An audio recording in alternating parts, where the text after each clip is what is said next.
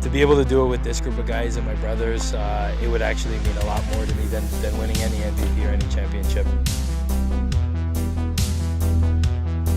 We've gotten really close the last couple of years.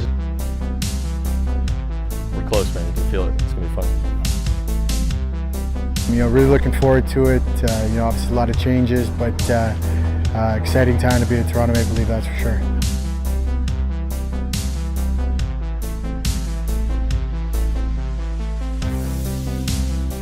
Welcome to Leafs Weekly, episode 6. As opening day approaches on May 12th, we're starting to get some information about the Toronto Maple Leafs, and particularly who is going to start opening day for Toronto. So as of right now, it looks like it's going to be Wilhelmus Alvarado taking the ball for the Maple Leafs on opening day, and he was arguably their best pitcher last season, came in with sparkling numbers all regular season, was fantastic in the playoffs as well.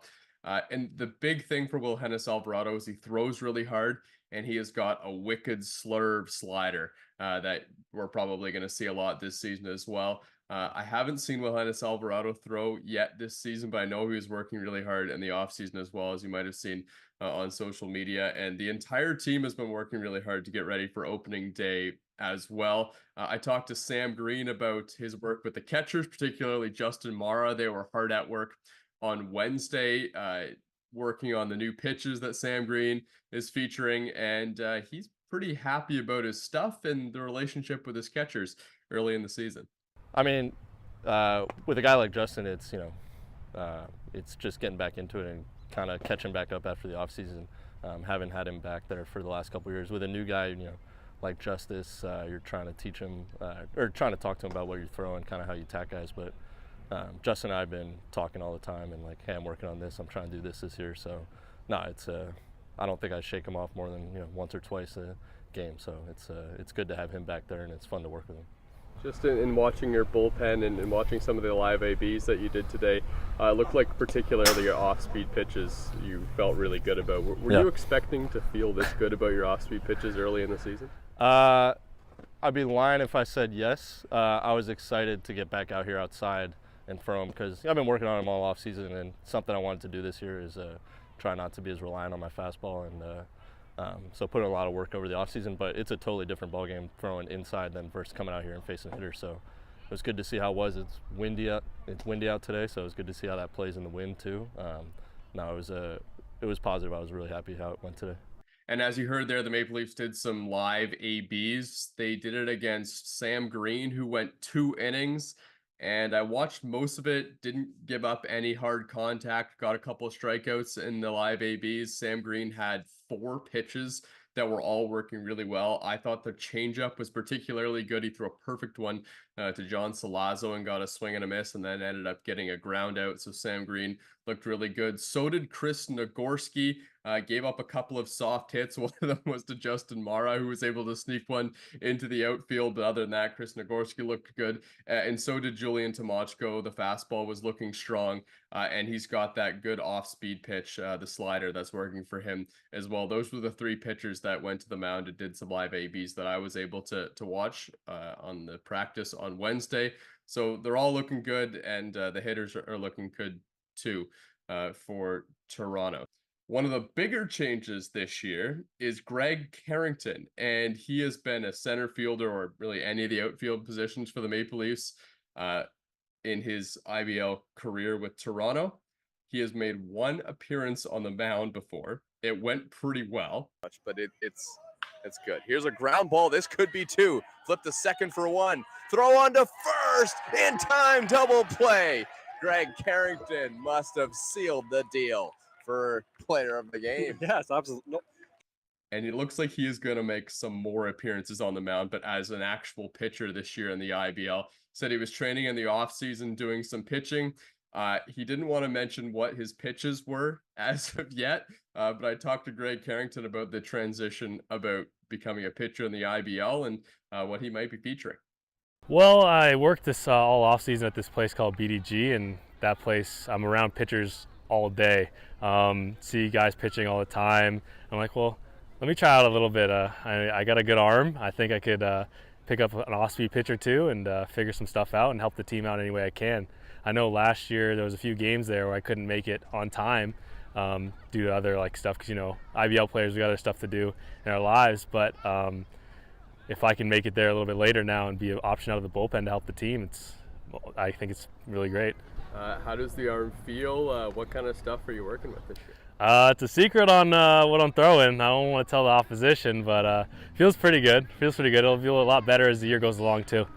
Have you noticed any challenges early on? Like, what's been the toughest thing about trying to get on the mound and do some pitching? Like, is it the fatigue in the arm, the recovery process, or what's the toughest thing? Probably the recovery process a little bit. I mean, as an outfielder, we may get maybe like 3 throws max a game. So after you warm up, it's like you're kind of out there just tossing lightly or whatever. Pitching is like max effort, at least 15 pitches you're expected to go, right? So it's a little bit of an adjustment that way, but I mean, as long as you put in the work, you can make it happen. So we'll have to wait and see on what the secondary pitches are from Greg Carrington, but one of them is going to be a fastball, and it sounds like he's getting it into the upper 80 miles an hour, which that really plays in the Intercounty Baseball League. It's not like he'll be one of the hardest throwers on the team, but it sounds like he's been able to translate that really good outfield arm that we've seen from Greg Carrington, and he's thrown pretty hard from the mound as well. So that'll be exciting to see with Greg Carrington. And obviously he says, all Intercounty Baseball League players, or most of them, have jobs outside of playing the IBL. Greg Carrington's is obviously going to limit him a little bit to when he can show up to some of the games. So if he ends up showing up a little bit late, he can still provide some depth out of the bullpen for the Toronto Maple Leafs. And it looks like he's going to be an effective arm for them this season as well. Now, Jordan Castaldo is back with the Toronto Maple Leafs, as you may have seen, and a lot of people thought that he might be retired in the Intercounty Baseball League this season, but he's back, and it was a bit of a unique scenario that's allowed Jordan Castaldo to come back to the IBL, and he said it was just an opportunity that he couldn't pass up. I chatted with Jordan Castaldo at Wednesday's practice. And you've been working hard in the offseason as well. I know last year we thought we weren't sure what your role with the team was going to be, if you're going to retire, if you're going to kind of move into a coaching role. From what I'm hearing, you're right back into it. You're going to play regular playing time. Can you just kind of tell me how that came to be? Yeah, I mean, obviously with kind of the way my life's gone here now with firefighting around the corner, I got a little bit of time on my hands, and just being kind of physically in shape for a lot of that stuff. It was easy to kind of get in baseball shape here. So, with all the excitement around the team, the new ownership group, it just seemed like too good an opportunity to pass up right now. So, really looking forward to it. Obviously a lot of changes, but exciting time to be a Toronto Maple Leaf, that's for sure. You can be honest about this or not, but how much of the decision was seeing that all the guys were getting back together and you wanted to take one more run? I really liked our team last year. We were a little bit short on the mound. I think we've remedied that. We'll see how things turn out, though. But obviously with all the championships I want to bear, my focus here is to get this group a championship and let them experience, what it's like to get one of those. So, like I said, just because I have the time here, obviously it didn't take too much convincing because I still love the game so much. But excited to be back with the guys. It should be a really good team this year. So, just really looking forward to it.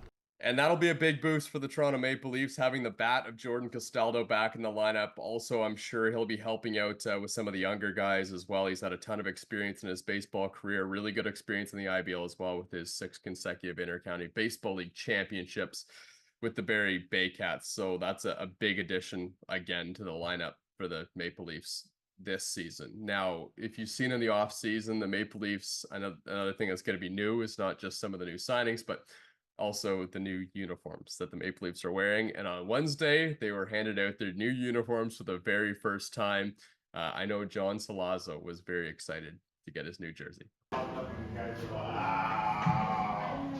Look at that. It's like Christmas Day. Bro, it's the most caring thing about it. Nice. Feel like college. So the Maple Leafs are looking sharp in their new threads, and they're hoping to have another successful season in the IBL and try and get back to the finals and maybe win an IBL championship. They have a lot of the big guys back in the lineup, and this looks like one of the strongest Toronto Maple Leafs teams that we've seen in a while, maybe even stronger than those teams that we saw go to the IBL finals in back-to-back years, 3 and 4 years ago. So it'll be an exciting year for the Toronto Maple Leafs. And we appreciate you tuning in to Leafs Weekly here on the Toronto Maple Leafs YouTube channel. We'll see you on opening day.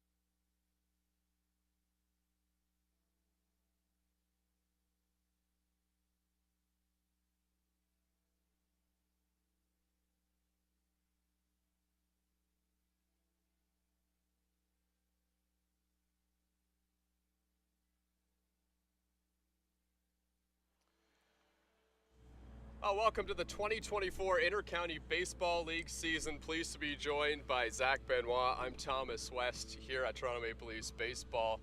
The Intercounty Baseball League, Zach, finally starting up for 2024, and this Maple Leafs team, well, there's a lot that's different in terms of the ownership group and stuff like that, but a lot to be excited about because a lot of the same players in the lineup for the Toronto Maple Leafs, and it should be an exciting year. Yeah, for sure. You know, we looked at the start of the year, we're wondering, you know, what's this team going to look like coming into this 2024 season? A lot of question marks around some of the guys, if they're going to return. Didn't know about Jordan Castaldo, John Salazzo, Dan Mara, Justin Mara. Didn't know if these guys were going to call it a career or come back. Well, the squad came back, and not only are they looking for another championship partner, but they're looking good in their new threads. Yeah, they sure are. Brand new uniforms, 3 jerseys. Got the baby blues, the dark blues, and the whites this season. Let's take a look at the starting lineup for the Toronto Maple Leafs, and you're going to see a lot of familiar faces in the lineup here tonight. Obviously, Jose Vinicio leading things off. He's got blazing speed. He'll be a guy that they want on base as much as they possibly can. Yeah, again, looking through this lineup, like you said, Jose Vinicio leading things off, Jordan Castaldo following, Justin Mara, John Salazzo, Jesse Hodges, Dan Mara, Greg Carrington, Ryan Dos Santos, and then Connor Lewis. And then Wilhenis Alvarado on the mound. But like you said, this lineup, this is the typical lineup we saw a lot last year. These guys, you know, in their normal spots. But again, how are we going to fare seeing this first game at Christy Pitts once again? Some new faces in the lineup for the London Majors this season as well. They're going to send Victor Payano to the mound, but right off the bat, you see a new face. This was a guy that was on the Barrie Baycats last season, Victor Plaz, who played third base for them. He was really good. Another guy that has really, really good speed, a guy they'll want on base. Gibson Krasminski, he was a guy that was on the team last year as well, and obviously the power Starling Joseph down in that number 3 spot. Yeah, we look at this lineup up and down. Starling Joseph is one of the names that really impresses me, and looking forward to the season. I'm sure he's going to have himself another terrific year. You see the familiar name down there at number 6 and number 35 in Cleveland Brownlee. He is an IBL legend and a legend in London as well, so it should be interesting to see how this lineup fares out against this Toronto Maple Leaf squad. Eduardo D'Olio, definitely an MVP candidate at the catcher's position as well. Tommy Reyes-Cruz back at shortstop, Drew Lawrence, and then Victor Payano is going to be a tough guy. We're going to send things down to field level. I caught up with John Salazzo before the game. Now by John Salazzo from the Toronto Maple Leafs. John, I know this is the moment a lot of people have been waiting for, especially with this new era of the Toronto Maple Leafs. Just what are the emotions you're feeling right now before opening day? I mean, we're all excited. We're pumped up. I mean, the hill's getting filled up right now. The players all ready to go. We've got our new uniforms on. Left Field Brewery's here. You know, all the gold members and stuff. I mean, all the people that put in the hard work this year. It's definitely shows, and we're definitely excited to play today. Yeah, I know you've played in the IBL for a long time. You played for the Maple Leafs for a long time too. I don't think things have kind of looked like this on opening day in a while. Is this kind of build the hype even more? I mean, I've been in the league for a long time. I haven't seen this ever happen before, the hype. And I mean, it's a good thing. It's good for the league, the IBL, and I mean, it's definitely good for us, for the Leafs. Let's just take it to the play on the field. I know you got Willie on the mound today. He was huge for you guys last year. How much confidence does it give you knowing you got a guy with his caliber on the mound to start things out? It's huge to have Willie back on our team and back on the bump. I mean, it's going to keep the hitters off balance, and it's going to be a good game today for us. that wall there over your right shoulder. I know you've had a little bit of time to try and hit some balls over it. Have you had any success so far? You think you can get it up over? I think it's the baseballs. Baseballs aren't flying. I know the swing's there, but it's definitely a challenge, and it's going to be, like the IBL said, the player to watch. Biggest key to success for the Maple Leafs to come out with a win today, in your opinion? Keep on top, keep swinging, put the ball in play, and hope for the best. All right, thanks, John. Thanks a lot, man.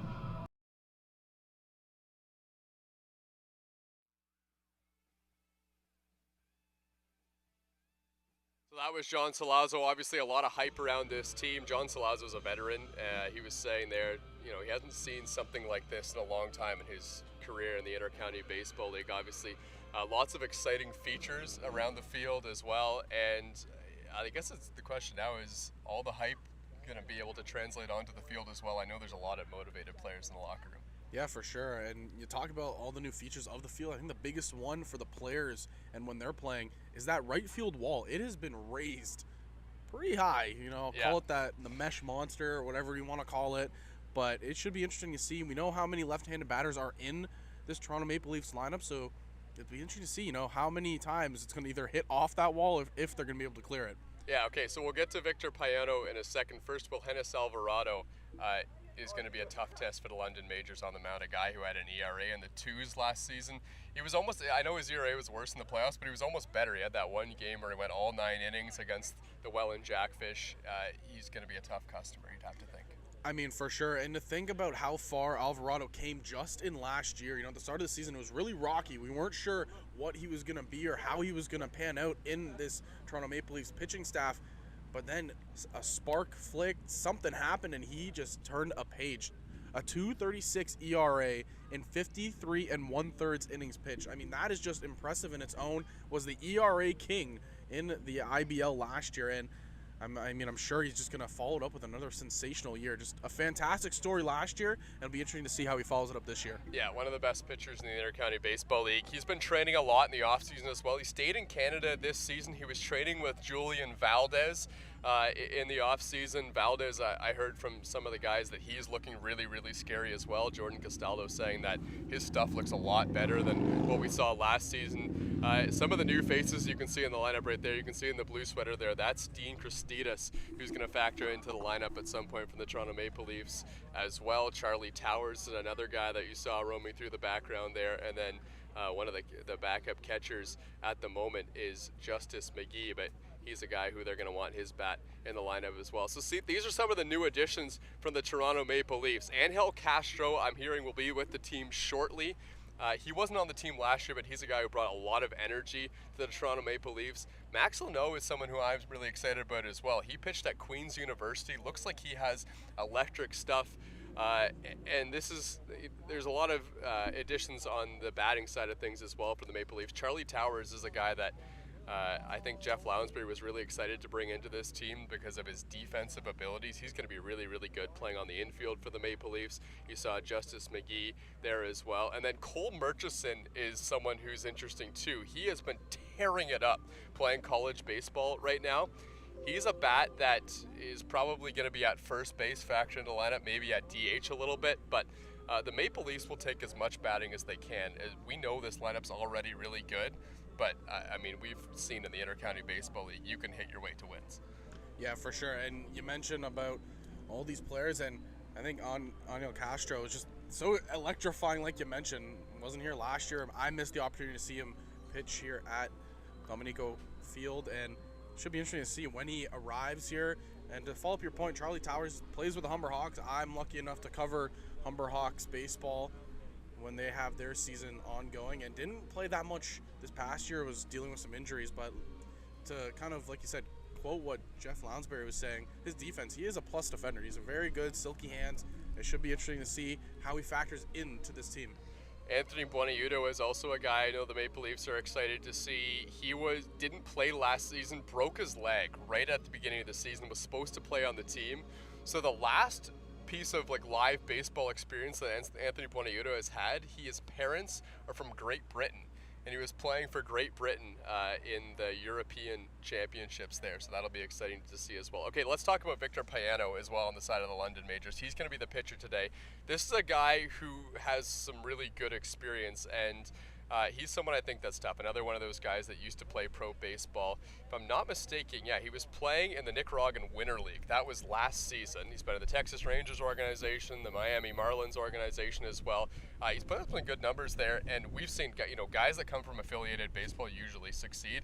And not to mention, he's a lefty in the lineup as well, and that's tough against the Maple Leafs. Yeah, you talked about him pitching last year. Wasn't his best, struggled a little bit, had a 5 ERA, but in that 2021-2022 year, he had a 3.28 ERA, so it was pretty good stats coming out of that gentleman over there for the London Majors, and it's a very long career. He's been pitching in affiliate baseball since 2010, so he's a guy that's been around. He's a guy that understands, has that experience, has that track record, so it should be interesting to see how does this Maple Leaf squad answer up, and how do they, push forward against such a veteran arm. So it'll be interesting to see what happens in this new season of the Intercounty Baseball League. There's some rule changes as well that we'll get to before the broadcast that might make things a little bit easier on the pitchers this season. We'll get to that after the opening ceremonies here at Dominico Field. It's the first day of a new era of baseball at Dominico Field, and we're going to kick it all off for you right here.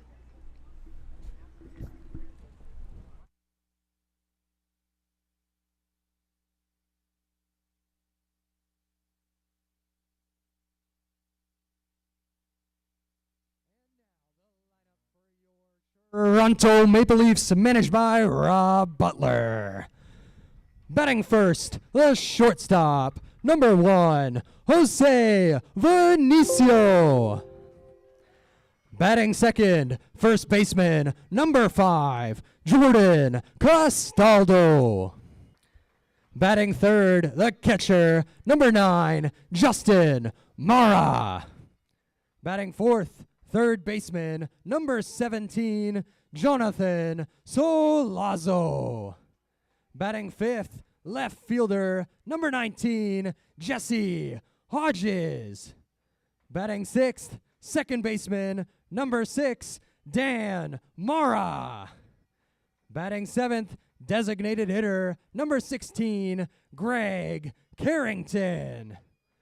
Batting eighth, the right fielder, number 8, Ryan Dos Santos. And batting ninth, the center fielder, number 4, Connor Lewis.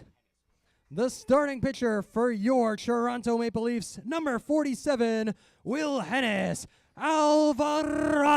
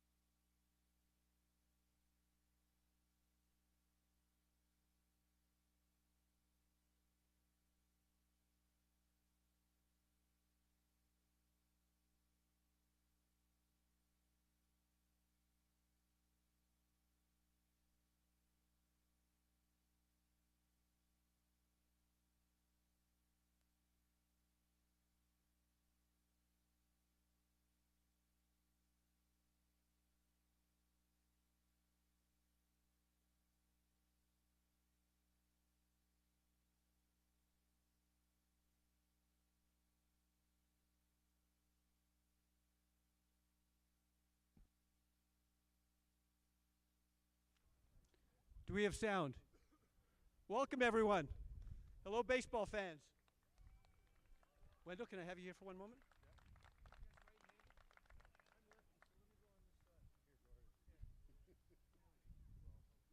I'm proud to be standing here with Wendell Clark and Rick Vive from the other great Leaf franchise.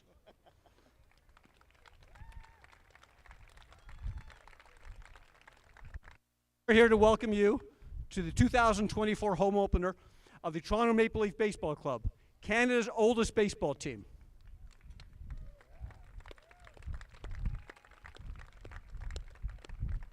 My name is Keith Stein, and I'm the CEO of the Maple Leafs new ownership group. With me today are Fraser Clark, team president. Fraser, please join us. Come on up, Fraser. Fraser is also our lead sponsor. He's the founder of Massage Addict, our team president, Fraser Clark. Next, I'd like to call up Andreas Kloppenberg.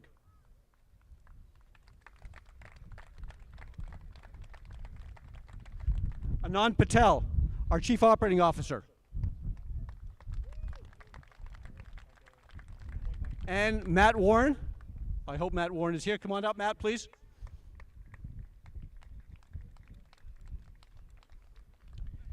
In 1977, a 4-year-old kid threw out the first ball at the very first Toronto Blue Jay game. That kid was Rob Godfrey, who's now the chairman of this team, and he will once again make history today by throwing out the very first pitch on this historic day.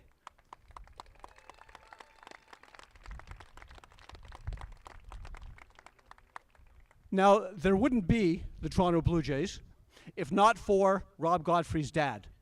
We are honored to be joined by Paul Godfrey, a recent inductee into the Canadian Baseball Hall of Fame. Rob and Paul, please come forward.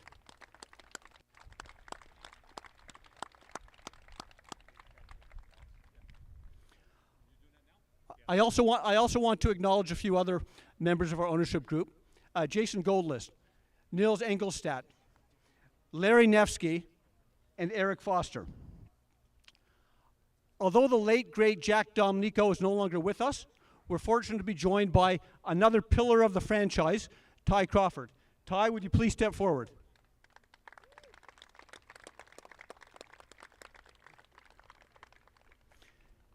Today is just the beginning of our reinvention of this iconic team.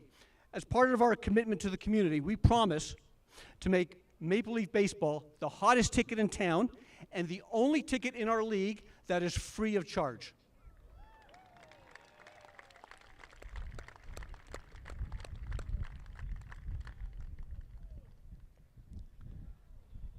The vice chairman of our ownership group also happens to be a Canadian broadcast legend whose son was just called up by the Milwaukee Brewers. I'm referring, of course, to the great Rod Black. Thank you, Keith. Hello, Toronto! Hello, Toronto! Hello, London, too. Great to be here today. What a great day for baseball. So excited for the Toronto Maple Leafs. Thank you, London Majors. Sorry, this game's going to start about 5 o'clock this afternoon. We got a big party here. But it's great to be here. I want to introduce you to some people. We've got a large number of people who are going to throw out the opening pitch. But this franchise has been here for a long time, over a century. I know. I covered the first game. It was fantastic. I want to say hello to the Bushmen. There they are. Stay sober. All right. Great to have everybody here. It's, again, starting the season. And I want to pay homage today to the most important person in our lives. And none of us are here without that person. Happy Mother's Day, everybody. Happy Mother's Day. We've also lost some great people in the last little while. Toronto Maple Leaf legend Ron Ellis passed away a couple of days ago. We've lost so many people in sports.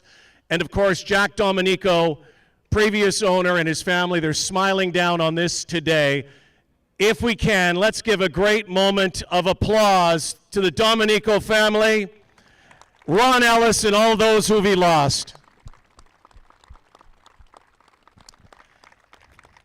Please welcome your manager and my great friend, a 1993 World Series champion, Rob Butler.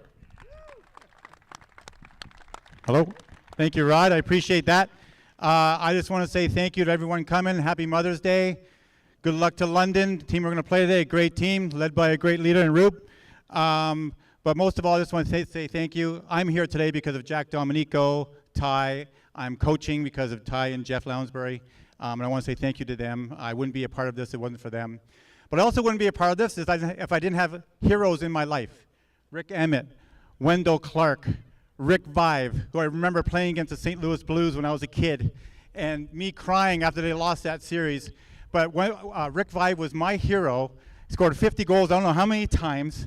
Someone who inspired me to want to be a professional athlete. And one thing that this league that I love about the IBL is that baseball players can be born here. I played in this league in 1990.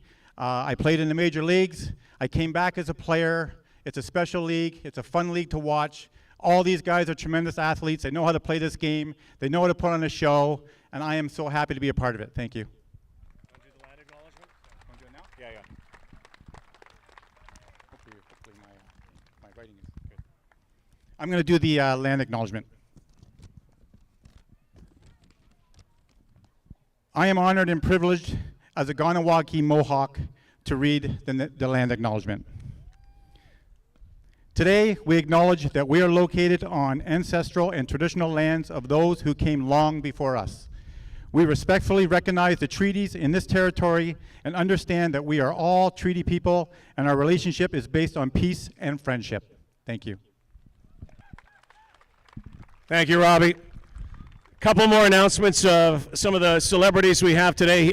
Rob mentioned it. I just want to lay it on the line right now, and I want you all to hold on for some magic power because we're going to have a triumph today. Rick Emmett from Triumph is with us. Lay it on the line. No, don't forget that. That's not good. Not good. Also, the president and chair of the Canadian Baseball Hall of Fame. I encourage everybody in the left field corner to go visit some of the artifacts that are there. I'd like to welcome Jeremy Diamond, who is with us today. And all our great sponsors who are here from MNP, Ajmer Sran and Saad Sheikh are here from MNP. Thank you, MNP. Thank you, Left Field Brewery, for many reasons. Thank you, Graspy Stadium Sound, Ridley Funeral Homes, Innovative Fitness, Raymond James, and Massage Addict. Thank you to all the sponsors. You see them all. Let's give them a great round of applause. We wouldn't be here without them. I'd also like to introduce you to our smallest player on the field today, but he's got the biggest heart. He's 11 years old. And he recently had a chance as well to be part of the Blue Jays organization throwing out a pitch, but he has a great dream and a great wish. And that's our friend Holden, who is with us today. Here is Holden from the Make-A-Wish Foundation. And Robbie has a special gift for Holden and his family. We have a bat, we have a jersey. The Make-A-Wish Foundation makes so many dreams come true. And a very special announcement. Holden, the announcement is you're going to the Major League Baseball All-Star Game. You're going to the All-Star Game.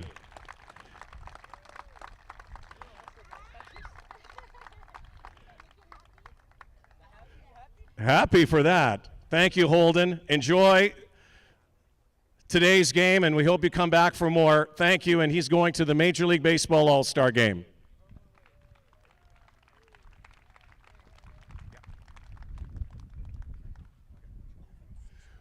Before we have our opening pitches, we'd like you all to stand if you can. Please remove your hats. If you can't, I'd like to bring my choir up. Includes Rick Emmett, Rob Butler, Rick Vive, Ty Crawford, Keith Stein, Wendell, here we are, the Godfreys. So if you could all stand, please. Let's get close. Here we go. Rick, why don't you start it off? The national anthem. Oh, boy. Oh, Canada, our home and native land, true patriot love, in arms uncommon, with flowing heart.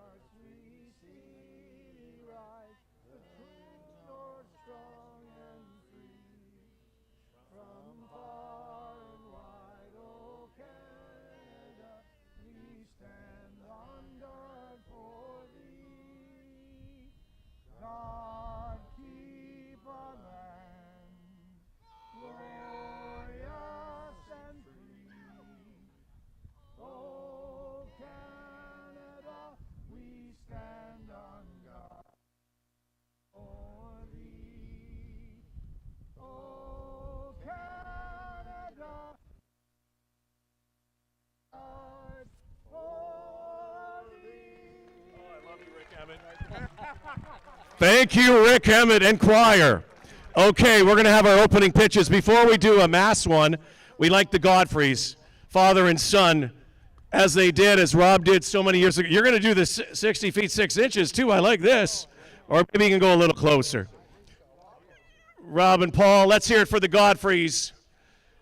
That's a strike up. Pops, you still got it. By the way, Paul Godfrey this year will be inducted into the Canadian Baseball Hall of Fame. Congratulations to the former president. All right, we've got another group here. Wendell, Rick Vive. Let's get our ownership group. Everybody come on up. This could be interesting.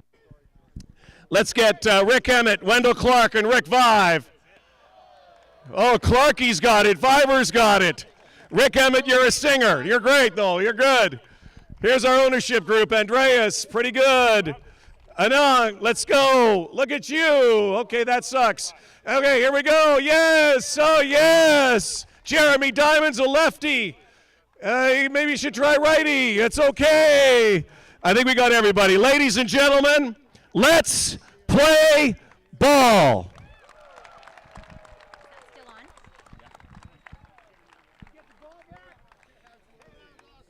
Okay, just before we start, 2 quick announcements.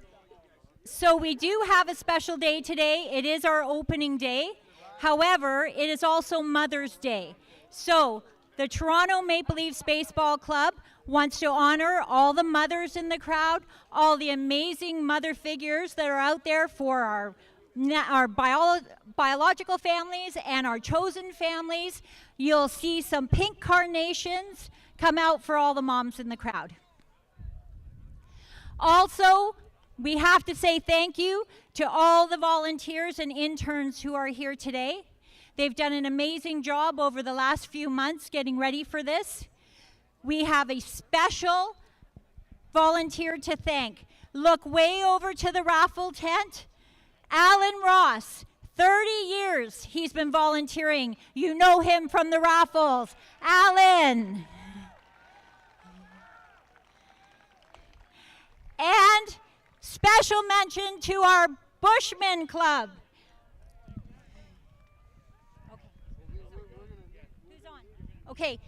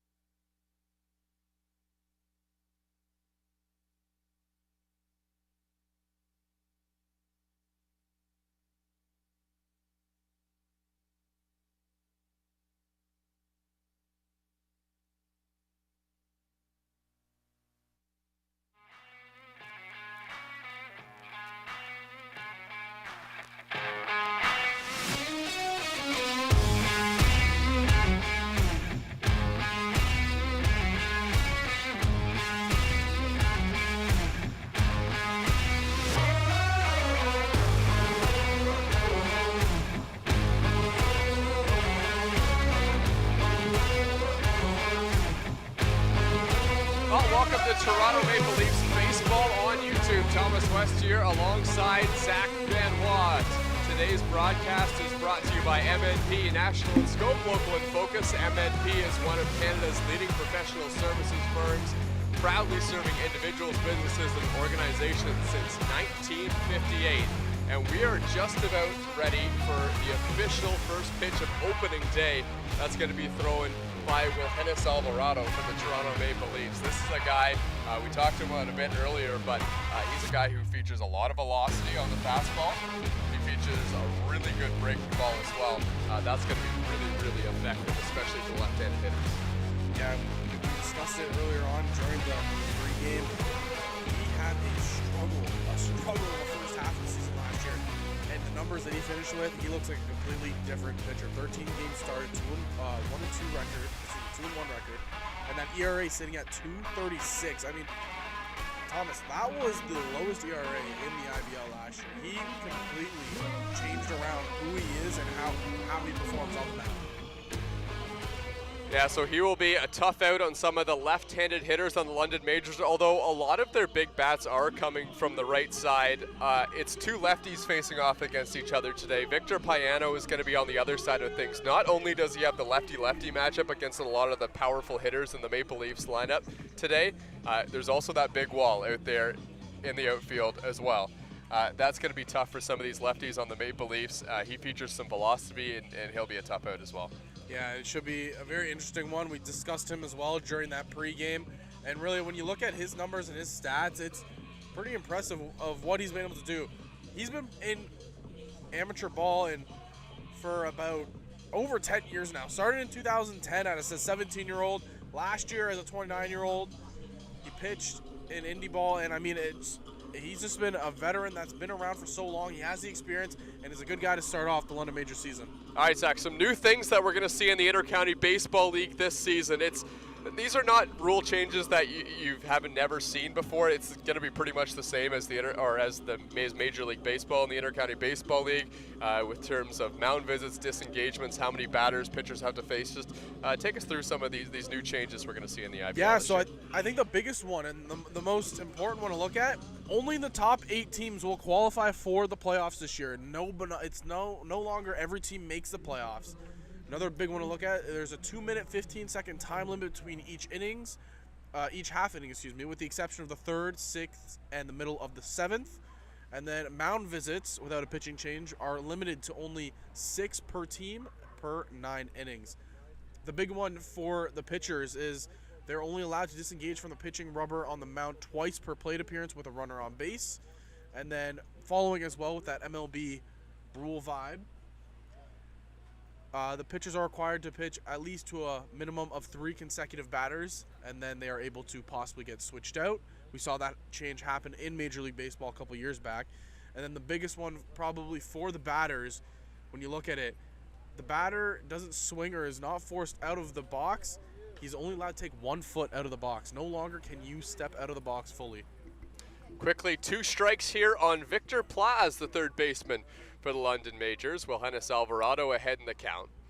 We mentioned how much Wilhennis Alvarado was improved in terms of the control department last season. Started his first outing walking up a ton of players, found that control late in the season, and he's off to a good start with 2 strikes against Victor Plaz. Yeah, and we always talk about Alvarado with how good his control is with that off-speed pitch, that slider. When he has it working, that's when he's at his best, and that's when we see him really kind of maneuver around the zones on the plate.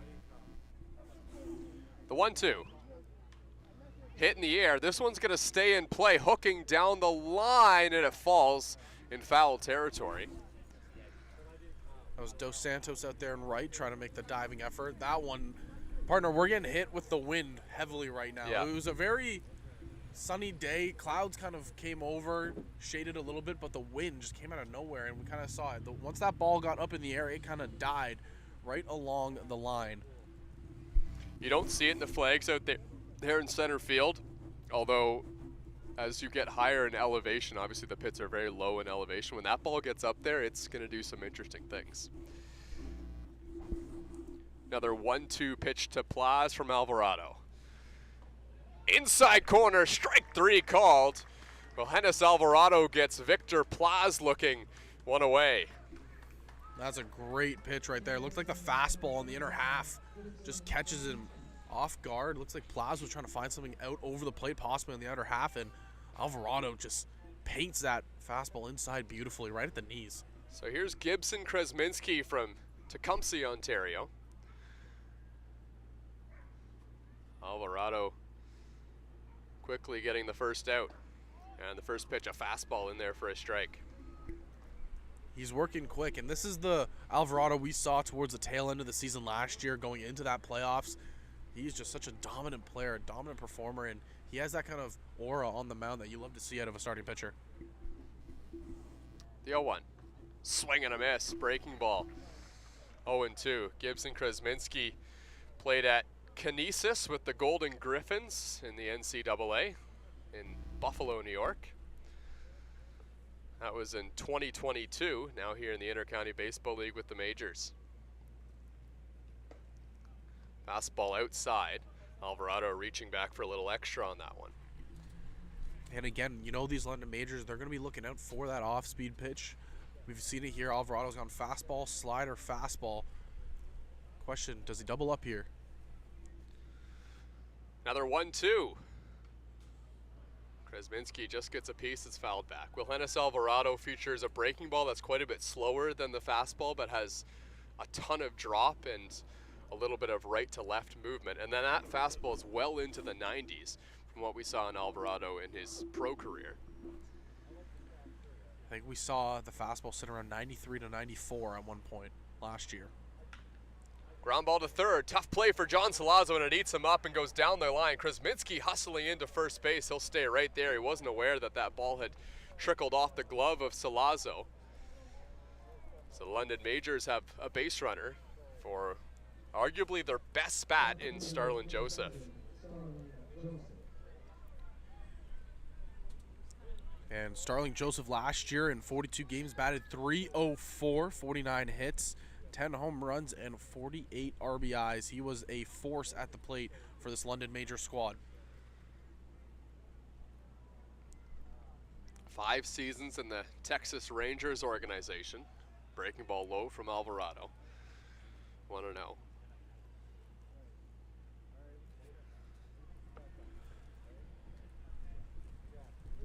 Byron Reichstein is on deck for London. And then Edward Dolio if it gets that far. Pitch up and away from Alvarado. Seems like he's trying to be a little bit more careful facing Joseph at the plate is Alvarado. Kind of leaving stuff over the outer half of the plate and really not coming inside a whole lot right now to Joseph.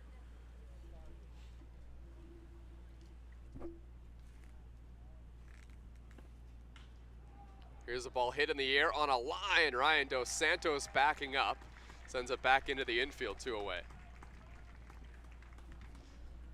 That ball shot out there by Joseph. Again, good contact out of number 7 in the box, but right to the right fielder.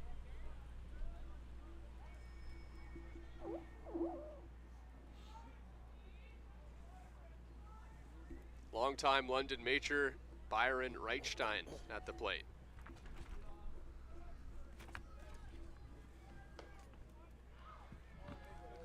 Byron Reichstein from the London area in St. Thomas, Ontario. Had a batting average of .311 in the regular season last year for London in 122 at-bats. Swing and a miss, strike 2. Also 25 RBIs for number 22. You look at him. Mentioned 38 hits as well, 7 home runs. This London Majors team had a couple players with some high home run totals. You'll see Joseph there with 10.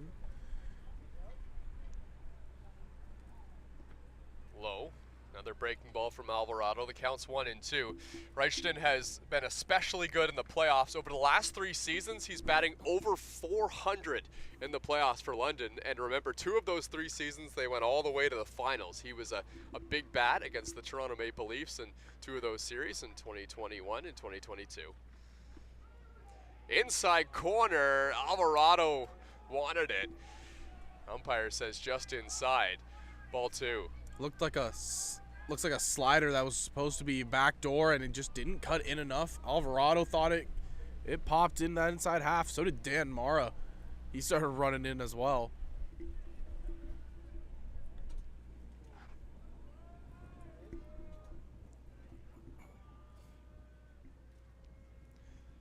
Two. That one's inside. The count runs full. So last 2 pitches, it was a slider inside, and it looked like a fastball on the other half as well. Possibly setting up here for a breaking ball outer half. If you're Alvarado here, you might just want to go ahead and attack Byron Reichton. Don't want to let this batter get away. Let the pitch count start to increase. So a big 3-2 pitch with a runner on first. And it's outside corner, strike 3 called. 2 strikeouts in the first inning. A good start for Johannes Alvarado and the Toronto Maple Leafs with the bats. Coming up, you're watching Toronto Maple Leafs baseball on YouTube, brought to you by MNP.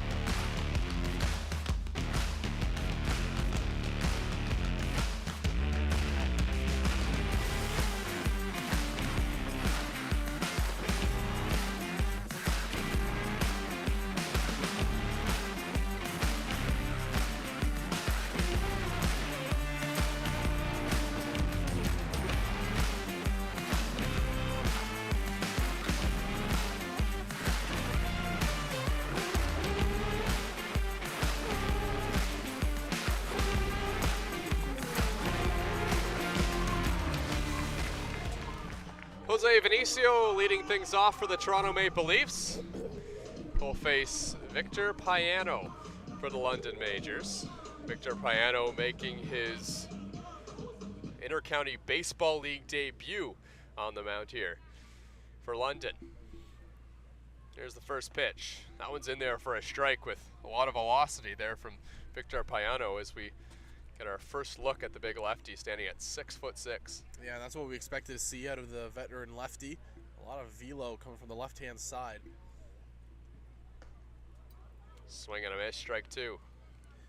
Jose Vinicio in the box last year, 203 at-bats, 41 games, a .330 average, 67 hits, and I think the whopping number and the most deadly number we saw was 26 stolen bases. 0-2. Swing and a miss, strike 3. Payano, the high heat, gets Jose Vinicio.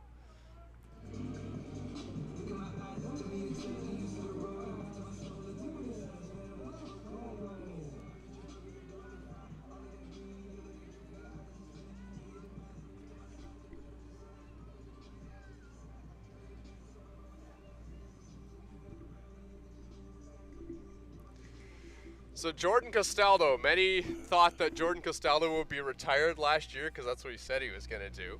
Although, he is back this season, and in his defense, he has an excuse. He was training to be a firefighter over the off season, and then saw, what was happening with this Maple Leafs organization and all the excitement around it, and he won't admit it, but he had to be a part of it because he knows that he can help bring a championship to the Toronto Maple Leafs, and that is his goal this season. Jordan Castaldo in great shape after the training in the off season. Obviously, being a firefighter, you got to be in excellent shape. So a lot of training in the off season, might even be in better shape this year than previous seasons, but we know his bat is deadly in the lineup for Toronto. He's a sensational player on the field as well as in the batter's box. Look at his numbers last year, 324 average in 40 games. And I think the number that really kind of sticks out to me, he had 43 strikeouts, but he also had 43 walks. Yeah. He knows how to work a count when he is in the box, and that is so important and so deadly, especially in come playoff time when you need a base runner. Castaldo can be that guy. Very frequently, Jordan Castaldo will lead the Intercounty Baseball League in walks in a season. He's got a great eye at the plate, and I was talking to Jordan Castaldo on Wednesday, and this was at the Toronto Maple Leafs practice, and he said he actually thinks he has more to offer than what he brought last season. So it'll be interesting to see what we see from Jordan this year. He's got a good count to work with, 3-1, and he fouls it off. Got a good pitch to hit up in the zone. Count runs full. Yeah, it looked like a fastball right there out of the hand. Castaldo just a little bit underneath it. And again, we haven't seen how it's going to factor in yet, but that right field wall, we've been talking about it all pregame long, talked about it a little bit in the first inning as well, but that wall is going to be deadly for lefties. See if they can elevate it over. Full count pitch.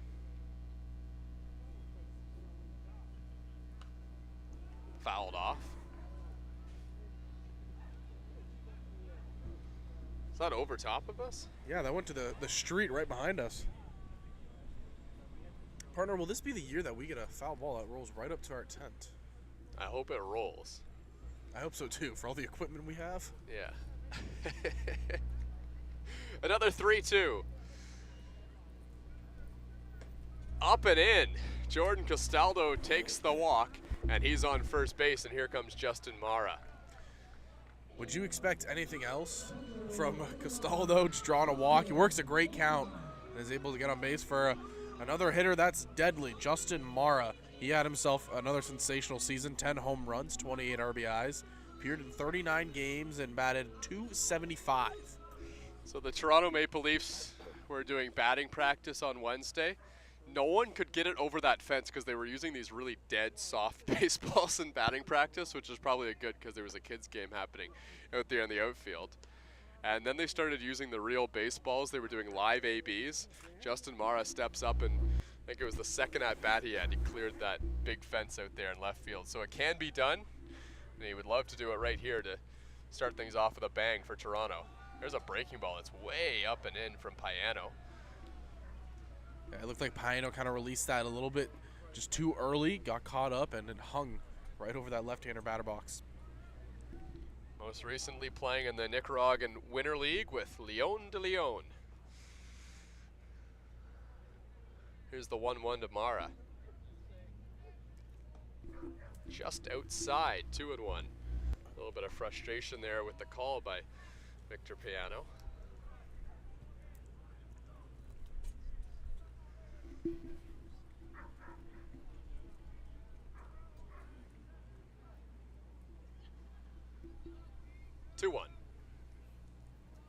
Payano fakes a throw over to first base, so I think that's going to be the first IBL disengagement of 2024. Remember, he gets 2 of those, and then you got to pick the runner off on the third one.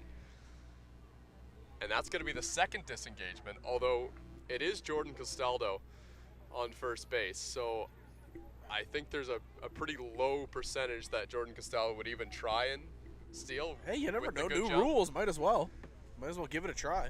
I think you probably shouldn't. You take a little bit bigger of a lead, see if you can either draw a throw over, get back in time. Not going. The pitch, a strike. 2-2. Hey, you said Castaldo was feeling good. Maybe he's feeling that good. He's ready to take a base in game number one. He looks good this year. He's a guy who's always got great fitness. So he's in the John Salazzo School of Fitness when it comes to the gym. As there's a breaking ball that finds the outside corner, strike 3 called. Justin Mara goes down looking. He thought it might have been high.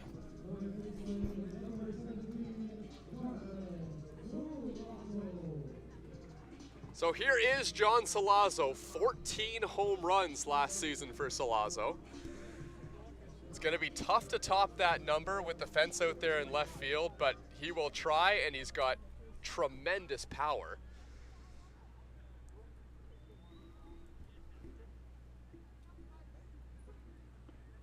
There's a breaking ball over the inside corner. Payano really slows it down with that breaking ball.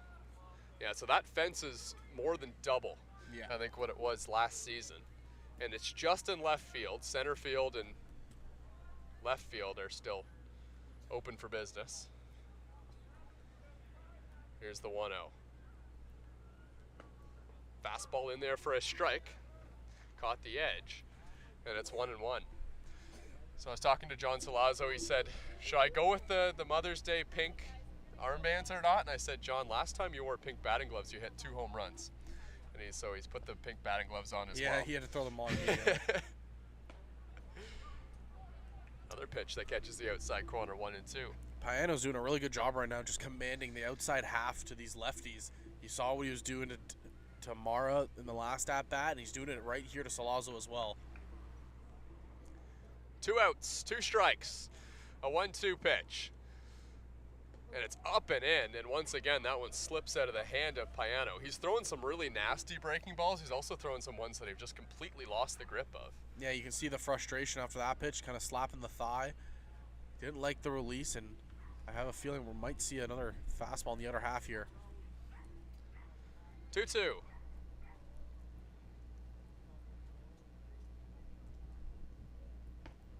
Check swing outside, 3-2. Now both pitchers have started walking off the mound thinking they had strike 3 called. This one, like Alvarado, doesn't go Payano's way.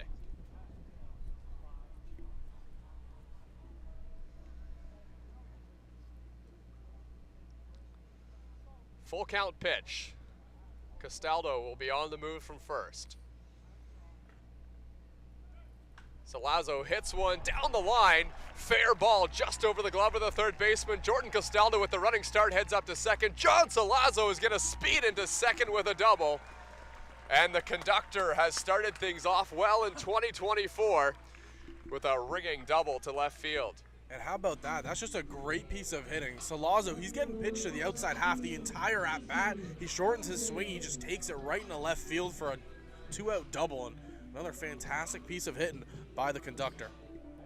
So that'll bring up Jesse Hodges, a right-handed batter for the Toronto Maple Leafs, facing the lefty and Victor Payano. And Jesse Hodges was a valuable player for the Toronto Maple Leafs last season, mostly with his defense in the outfield. I talked to Jesse Hodges, and he said he thinks he can bring a lot more production this season. He has had a dedicated training regimen over the offseason, and his goal this year is to play the best he possibly can for this Maple Leafs team, and he thinks he has even more to offer than what he brought last year. Yeah, and we saw Hodges last year just produce so well on both sides of the ball. His defense was very, very good. Yeah, he included some pitching as well, and then the batting. I mean, his bat, we know, has so much pop in it.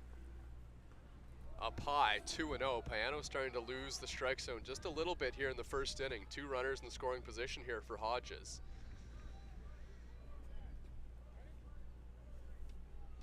Jesse Hodges has a cannon of an arm from the outfield.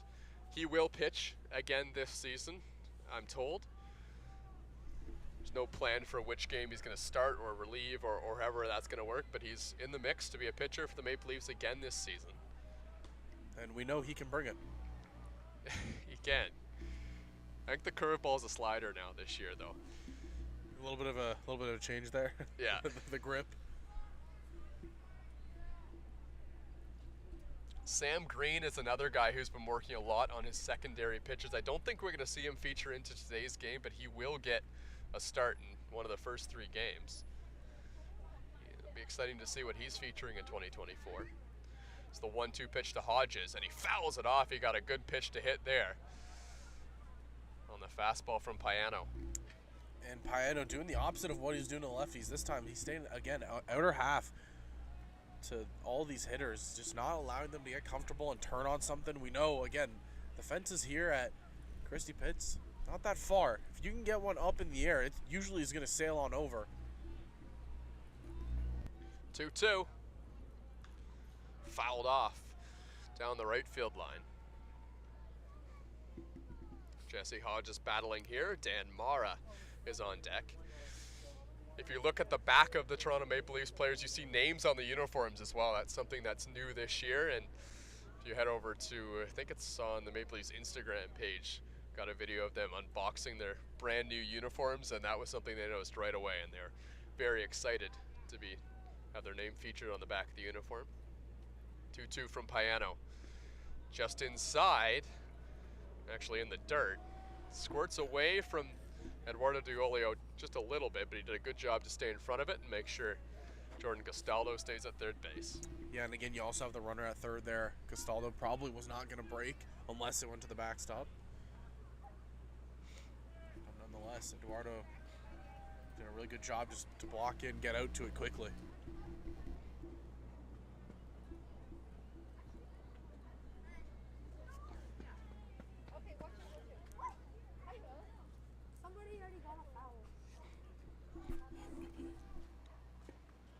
And that one's low and maybe a bit inside, ball 4. Second walk of the inning for Victor Payano, and that's going to bring Dan Mara to the plate. Dan Mara, the contact king last year. It felt like whenever he came up to the plate, he was making some soft contact through the hole no matter what. You look at his stats and his numbers that he finished the year with.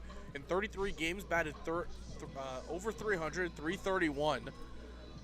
130 plate appearances, 43 hits, and then the RBI total, 20 RBIs for number 6 in white. He loves to hit the ball the other way, and he has some room over there on the right side of the infield as well. Not much. They're playing pretty much straight away. But with the runner on first base, it has forced Gibson Kresminski to loosely hold Jesse Hodges at first. Although quite loosely, he's actually now playing pretty far off of first. 1-0. Inside 2-0. So this is now, I think, the third straight batter we've seen. Payano, he has not been able to kind of locate those pitches. It looks like he had his game plan early on and just stay on the outer half, don't come inside, and he missed on the outside a couple times, walked a few batters, and now he's just hasn't been able to relocate. Dan Mara had a career high 22 walks last season. Here's the 2-0. In there for a strike. 1-2. And apologies, it's actually Caden Cordoso who's over at first base. Gibson Kresminski playing second for the London Majors.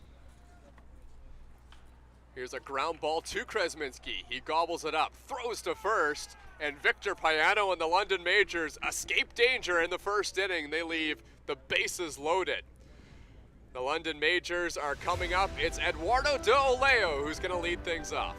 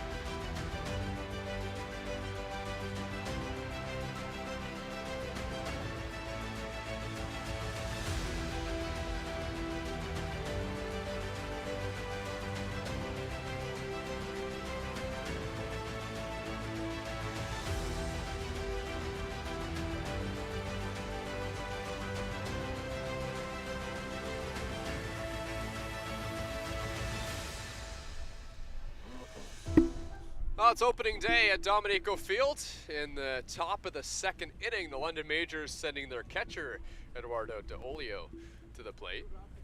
Well, Hennis Alvarado back on the mound for his second inning of work.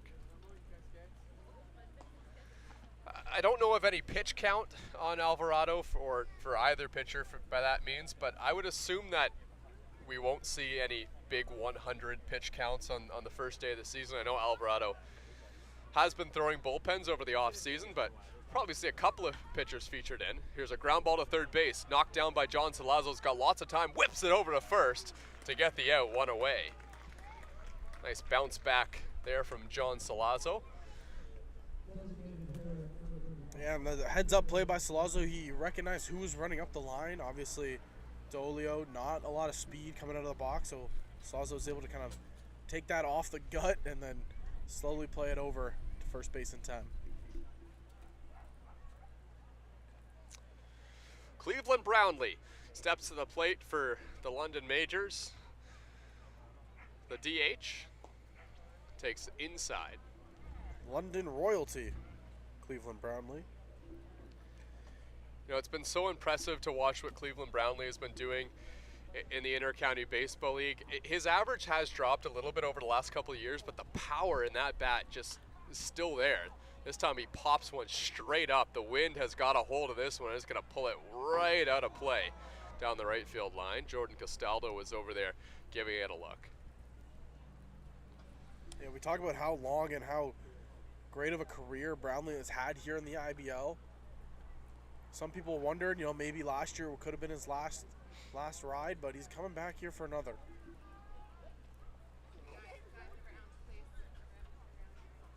One.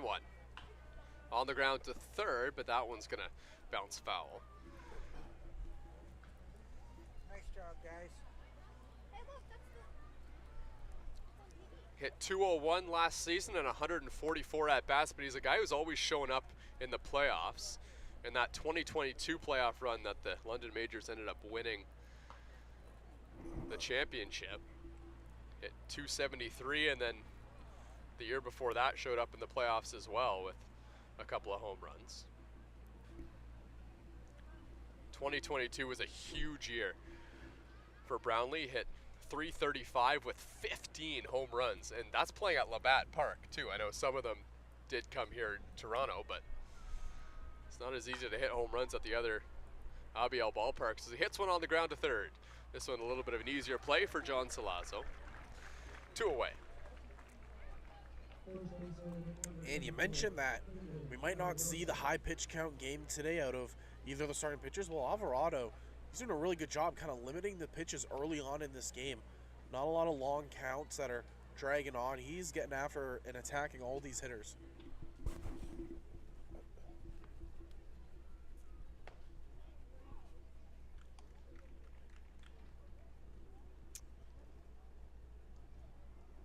So this is Caden Cardoso at the plate for the Majors. Another lefty v lefty matchup. Cardoso, a 2000 born player out of Vancouver, BC, and this will be his first Inter-County Baseball League at bat. Guy with some good size too. Standing at 6'2". Posing presence there in the batter's box. It's the 1-1 from Hennis Alvarado inside again. Tried to pick the corner with a breaking ball. Early on, we've seen Alvarado come inside a lot with that slider, but now, you know, he's been trying to manipulate, it looks like, to work that outside half. We saw the fastball. He's been painting the corners in the first couple innings here. In there for a strike, 2-2. Now, Cardoso has been hot lately at the plate, or at least in the last couple of years. In 2023, he was playing with Antelope Valley and the NAIA, and he had a monster season. 203 at-bats, huge sample size, a 450 batting average. Check swing, did he go? No, says the third base umpire. Count runs full. 16 home runs, though, and a batting average of 450. With a sample size that large and put up those kind of numbers, I mean, that's just elite. Swing and a miss, strike 3. Nasty breaking ball from Wilhennis Alvarado. Big smile on the way out as well. He has 3 strikeouts in the game. Still 0-0 between the Toronto Maple Leafs and the London Majors as we head to the bottom of the 2nd inning.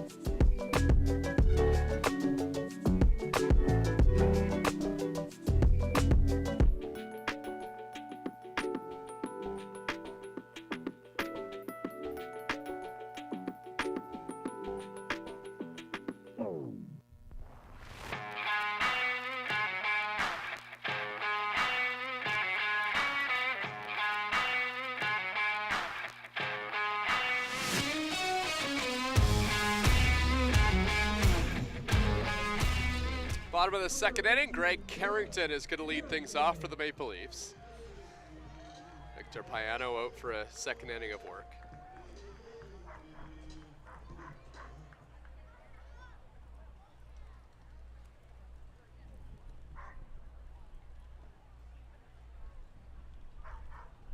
First pitch is up high, ball 1.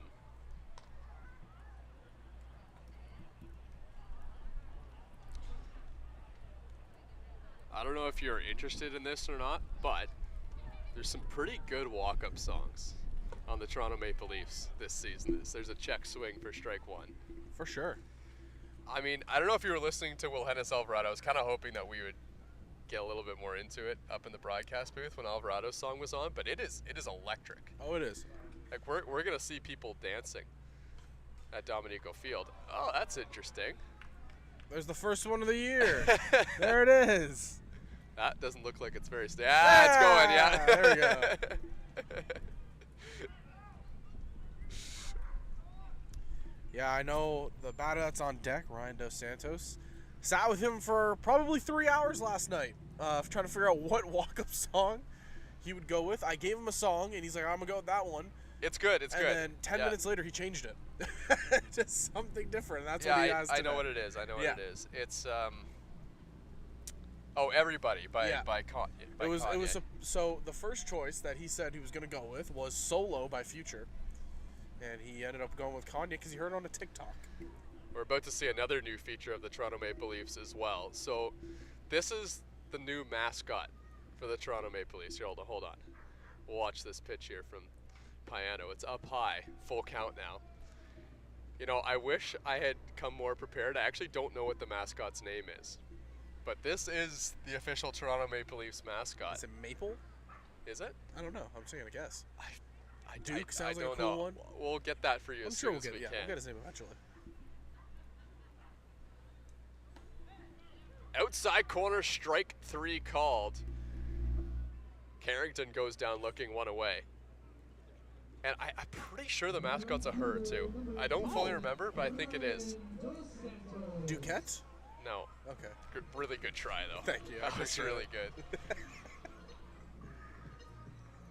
Dora, we have intelligence in on this right now to figure out the name. Yeah, it's nice. It looks good. A lot of new features around the ballpark. Yeah, so here is Ryan Dos Santos, and you might have just heard there "Everybody" by Kanye in Ty Dolla.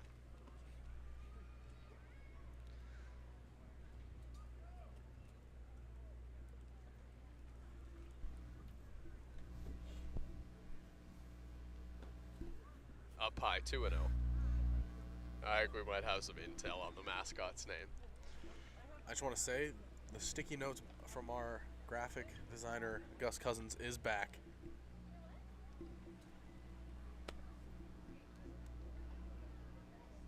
There's a lot of writing going on right now. There's a paragraph. I'm very intrigued. Ball 3. Ryan Dos Santos this season has been doing a lot of work in the gym over the off season. And he says that he's even faster than he was last season. In fact, he said he's got back to his college speed that he was at. So watch out for him if he can make his way onto first base here. But there's a strike, 3-1. So nobody knows the name of the dog, the mascot.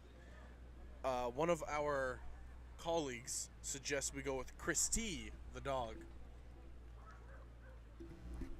That's not bad. Swing and a miss, strike 2. That was a deafening silence coming from Mr. Thomas West. Yeah, like. If you have any names, feel free. It's kind of blatant, isn't it? Feel free to type that name in the chat if you have an idea. Strike 3 called. Piano comes back from down 3-0, gets Dos Santos 2 away. Christy. Christy. Oh yeah, I feel like we might have talked about that for a name as well. So it doesn't have a name yet? I don't believe it has a name yet. I don't believe so. This is critical information that we will get to all of you lovely viewers. Lewis swings and misses. Strike 1.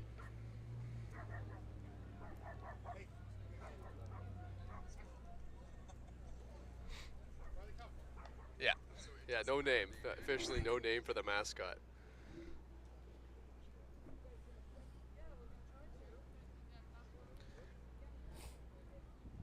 What a no to Connor Lewis. Victor Piano came all the way back from 3-0 to get Dos Santos. And now goes ahead 0-2. And he's working quickly here in this inning is Piano. He's doing a really good job. He got ahead of the first two batters. Both went down looking and trying to get Lewis down here.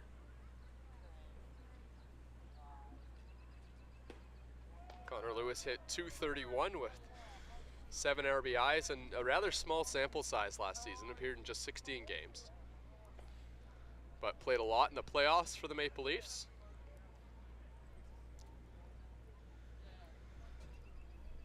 Here's the 1-2. Swing and a foul ball. Lewis just got a piece of that one.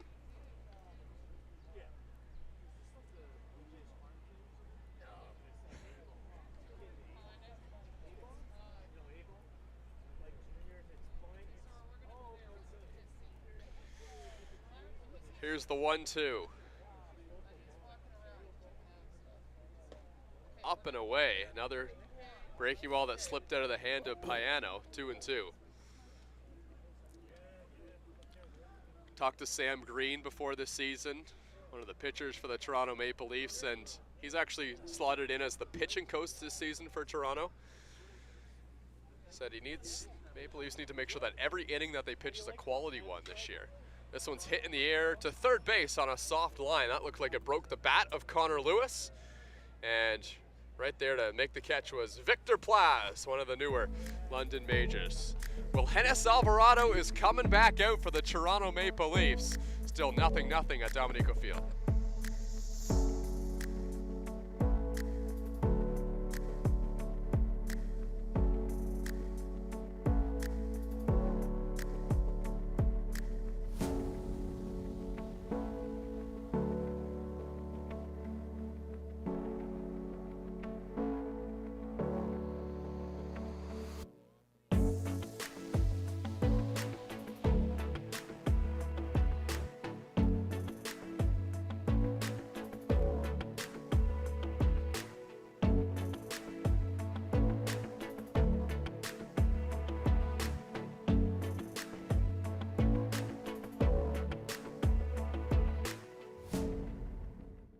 asked you this question. I probably should have talked to you about this before we started, but do you know the new dimensions of Dominico Field? Have you seen the wall out there? I mean, I've heard some rumors, and I've seen some pictures. I just don't understand why they had to do it on right field. Like, this just made me have to dip the shoulder even more and skyrocket it over. I mean, I'm up for the challenge. But I don't know. Are the rumors true? I mean, are they going to do the whole park, or they're just going to be doing right field? They're true. The wall's big out there. It's a green monster. It's not any further back, but it's a lot taller. I mean, what about hitting the ball to opposite field? What about that? I mean, I hit a few opposite field, but I guess I just have to work middle way more often during batting practice. I guess my laser home runs are going to be hard singles now. So yeah, because that wall is not too far out there. You got to be gunning out of the box.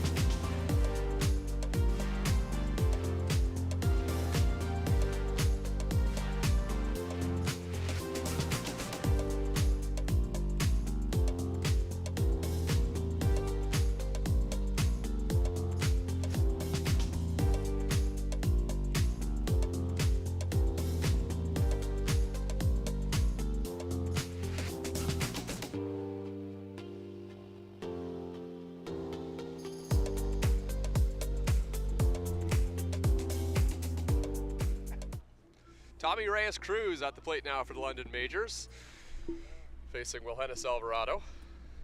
Reyes-Cruz, the shortstop for London.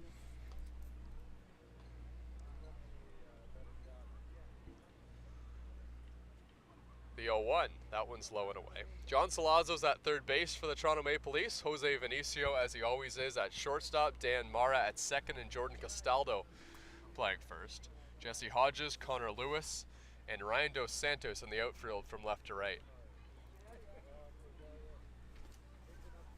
Pitch is low and away. Count is 2-1 on Tommy Reyes-Cruz. Again, looks like he's trying to command the outer half of the zone and just getting away from it a little bit. The 1-2. Swinging a ground ball off the glove of Alvarado. Dan Mara picks it up, whips to first in time to get the out. The assist from Wilhennis Alvarado as he knocked that one down. That made things difficult, though, at second base for Dan Mara, who had to come in quickly, but a perfect throw to Jordan Castaldo was in time for out number one.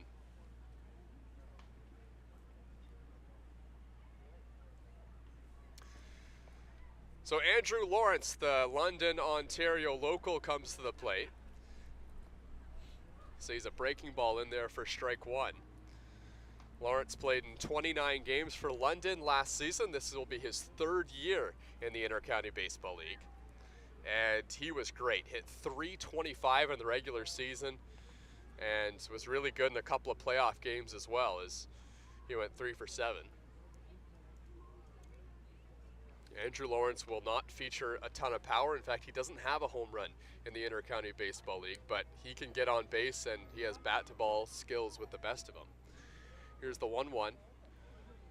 Swing and a miss.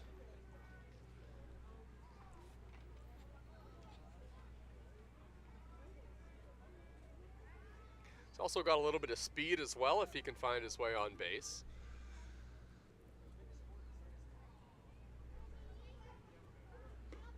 That one's inside 2-2. If he can get a hit here, his IBL career batting average is sitting at .299. So if he gets a hit here, you can raise that into the 300 threshold. What a way to start off 2024 that would be. Fights one off. It's rocketed into a sea of fans down the right field line. Obviously, this is a very exciting day for the Maple Leafs, the new era with the new ownership. There's some new fans in the ballpark as well here today. The 2-2. Way inside. Lawrence jumps out of the way. This is the most fans I've seen since maybe some of the IBL playoff games a couple of years ago, maybe even more than that. Yeah, the side of the hill, it's packed. Obviously, our view a little bit obstructed to the right side of us here, but this entire left hill, the bleachers, and in front of us, I mean, they are packed in right now to watch this Toronto Maple Leaf squad. The 3-2 inside, ball 4. Wilhennis Alvarado went to the breaking ball on the 3-2 pitch. I know Wilhennis Alvarado has a really good breaking ball, but do you like going to a secondary pitch there? I don't mind it. I mean, his breaking ball, it's very good. So you know he has great control of it and good command. We saw it throughout the later stages of the season last year. I mean, I don't mind going through it right there, but obviously just kind of missed. I think with the hard fastball of Wilhennis Alvarado, you might want to attack the hitter as there's one lined into the outfield. That's down for a base hit. Andrew Lawrence is going to hold up at second base. And Victor Plaz has his first hit as a major. Plaz has the first hit for the majors this season. Coming through for that one.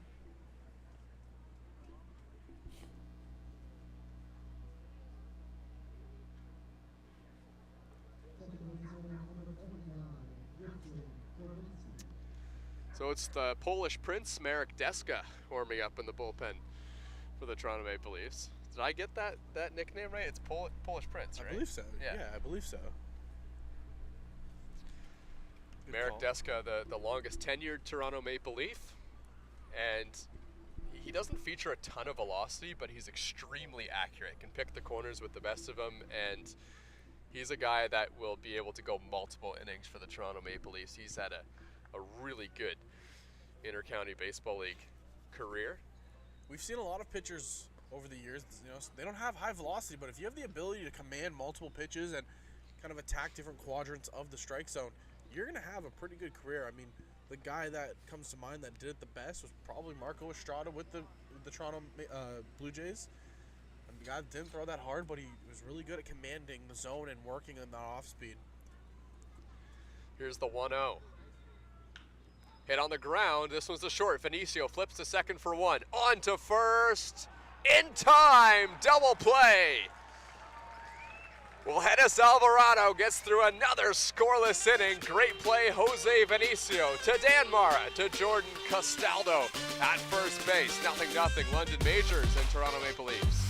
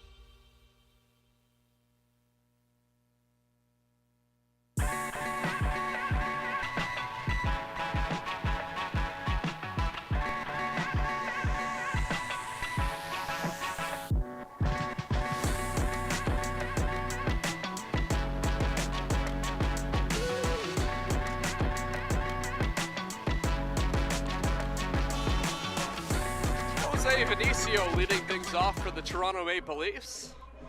Top of the order for the Leafs, 1-2-3 facing Victor Payano.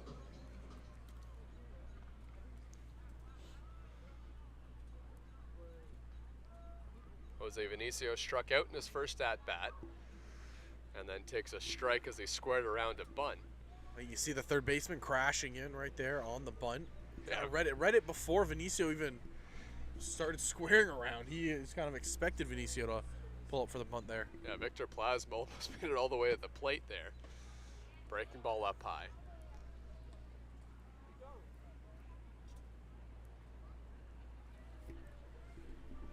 So Jose Vinicio is a switch hitter, and I haven't seen him bat from the left side of the plate in what I've watched of the Maple Leafs this season.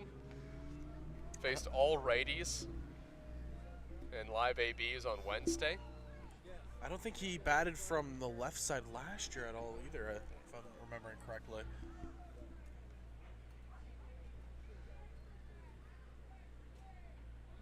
He was on Wednesday though, hitting from the left side of the plate.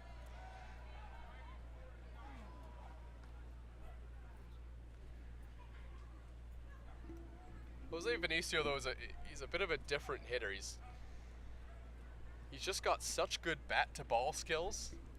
You'll see him swing the bat in a couple of different mechanical positions, and he still finds a way to get one into the outfield. This time he fouls it off.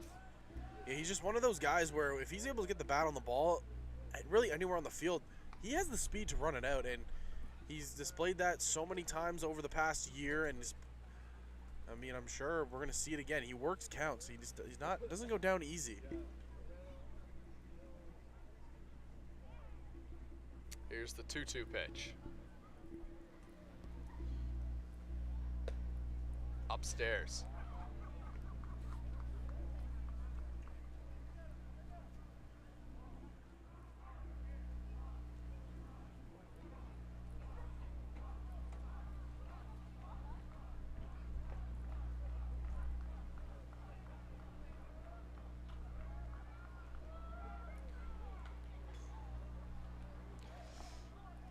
We're going to have Jeremy Diamond on for the top half of the fourth inning. He's with the Canadian Baseball Hall of Fame. Then they have a booth down the left field line, and there's a bunch of Toronto Maple Leafs baseball artifacts that are there as well. I'm not sure what's there, but I'm sure we'll hear from him of that new exhibit that.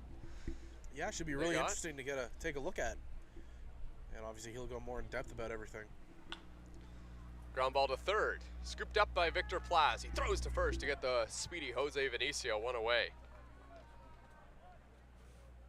First baseman, number 5,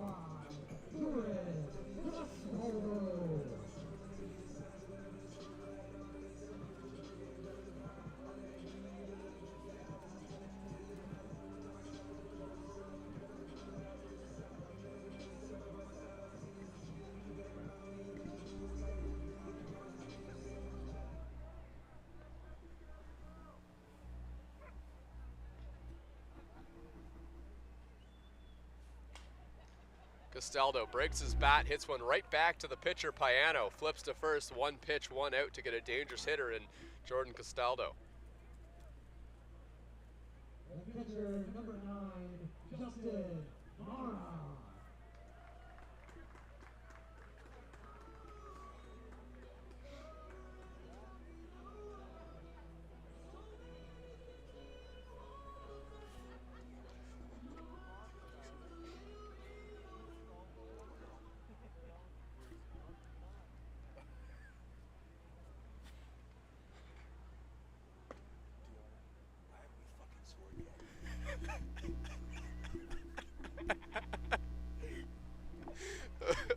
Apologies for any coarse language that you may have just heard on the broadcast there. Dustin Richardson is in the building. He has arrived. Dustin Richardson has arrived.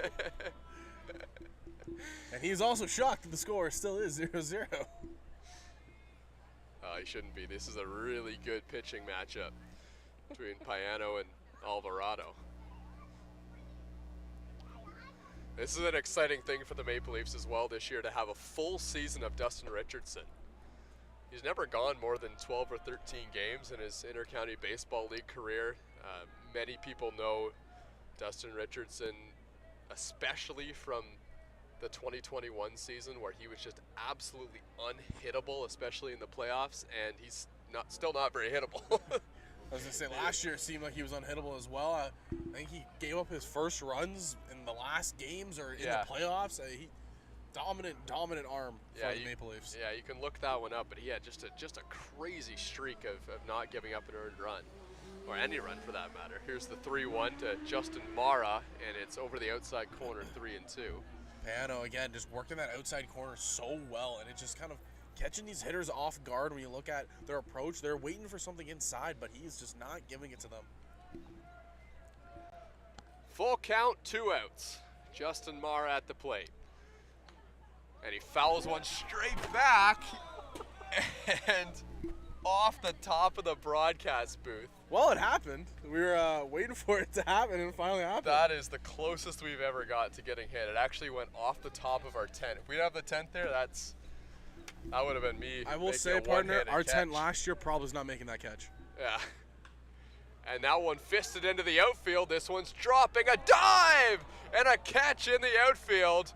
Justin Mara robbed of a base hit. What a play by Starlin Joseph. And it's a 1-2-3 inning for Victor Payano. Still 0-0. Jeremy Diamond on the show when we come back at the top of the 4th.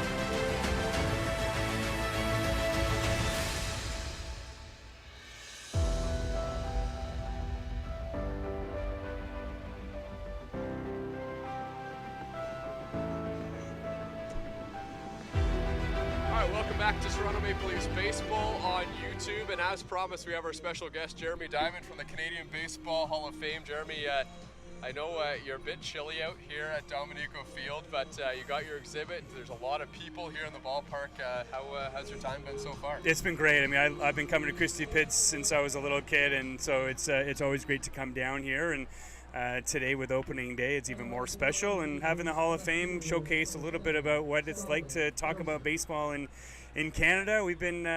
It's been one of our other national pastimes. We talk about it, it's a national pastime of the U.S., but we've had baseball in Canada for over 150 years, so it's good to talk a little bit about that with so many people here this afternoon.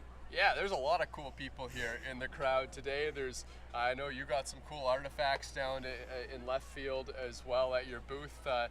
What do you think of the turnout of some of the people that you've talked to? Have you had any interesting conversations with fans yet? I have, and I think one of the cool conversations I had was an opportunity to have somebody try on an old glove, and they couldn't believe what it felt like. We actually tossed them a ball, and they caught it, and there's not a lot of padding and not a lot of depth in those gloves. Now it's like a basket that you can catch a ball. By then it was pretty flat, so getting people to actually touch and feel the artifacts, I think that's a big deal today, and give people a glimpse into what baseball was like over a century ago. Yeah, so we're looking at your booth actually right now here on the broadcast. If I'm not mistaken, I see a Rob Butler jersey there. Yeah. Is that with the Toronto Blue Jays? Is that from the World Series? It is. It's funny that the manager of the Maple Leafs is an artifact as well today. So he would not like to hear that, I'm sure. But his jersey from the World Series time in '93 is out there as well, and one from Paul Godfrey's time in the late '70s, a jersey that was picked up in the clubhouse. So one of the original logos and look and feel jerseys from back there as well. So able to come by and see some of that, and buy some merch, sign up, and become a member, and learn a little bit more about the Hall of Fame. And I'm hearing Paul Godfrey is also one of the people that's part of the inductee class coming up this year. Can you tell us a little bit about that? Yeah, I mean, to be honest, I think everybody would agree if they hear that he's way overdue. I mean, this is the quintessential, builder of Toronto baseball. Was very significant player in bringing the team to Toronto in 1977 or 76 to play in 77. So to have him inducted this year with Russell Martin and Jimmy Key and Ashley Stevenson is one of the most accomplished, if not the most accomplished woman in Canadian baseball. It's going to be an awesome weekend in June. So the first two runners reach here for the London Majors. Eduardo De Olio is at the plate. Merrick Deska is into the game as well. So there's a big weekend coming up for the Canadian Baseball Hall of Fame. You have the exhibit, you have the induction weekend. Can you just tell us what we can expect to see over that 3-day weekend? Yeah, I mean, we're here on Mother's Day, and it's great to celebrate the moms in the crowd. And induction weekend is Father's Day, and so we have Father's Day weekend. So June 15th is the Saturday. We kick off on the 13th in Toronto at the Corona Rooftop Lounge. Anybody that's been at the Dome to see that new space, we're renting out that space for a night. Jays are not in town, so we're going to have a kickoff to the weekend with the inductees and general public, and find out more about how to buy tickets to come and see us. And then Friday, golf tournament and banquet in St. Mary's, so near Stratford, where the Hall of Fame is. And then we finish off the weekend with the induction ceremony on Saturday. Is there any better gift for Father's Day than a golf tournament? Yeah, I think we have a handful of foursomes still available. It's a great day, and you get to golf, which is also always great. But then you maybe going from the 8th or 9th hole and see Fergie Jenkins going the other way in his golf cart. So we have induction. Members of the inducting class this year, but also inductees from past years. So it's so much fun to see them all out there for a beautiful day of golf on June 14th. Eduardo De Olio goes down looking. That's strikeout number 600 now. Speaking of history, for Merrick Deska this time on the mound in his IBL career. I know the Canadian Baseball Hall of Fame is such a cool place. I know you have a lot of really cool artifacts there as well, Jeremy. Is there any that stand out particularly to you? Do you have any favorites? I do, and thanks for asking that. I was actually thinking about when I first joined the Hall of Fame. So I've been chair for about 4 years. I've been part of the board for 7 years. We were just taking a number of boxes out and looking for some artifacts for display. Cleveland Brownlee gets one to the outfield. Starling Joseph is going to hold there at third base. And one was a signed Babe Ruth ball. Babe Ruth, I think a number of people know, or maybe know, that he has some interesting Toronto connections before he became the Babe Ruth that I think a lot of people recognize. He hit his first professional home run on Hanlon's Point into Lake Ontario, allegedly. There's been a lot of, some dispute on the details of that, but I know there was a diving team that went down there a number of years ago to see if they could find the ball 100 years later. Now, the ball that I saw wasn't that ball, but it was a ball that was signed by Babe Ruth, which is kind of cool to see. No kidding. So that must have been a long shot, too, because I can't imagine that ballpark would have been right up against the water. Right? This is why it's disputed. I think it sounds like it may have been a 700-foot home run, more than Mickey Mantle ever hit. So, right. But the lore is just that, and Jose Benicio with a great play to second base. A run will come in to score, but that's the defense we've seen a lot from Jose Benicio. Might not see Babe Ruth diving around on the field like that, but he certainly has the bat to ball skills. A great play. So it's a good opportunity for us at the Hall of Fame to talk about the Babe Ruths, but also talk about the Ashley Stevensons and the Russell Martins and the Joey Vottos and the Tyler Blacks.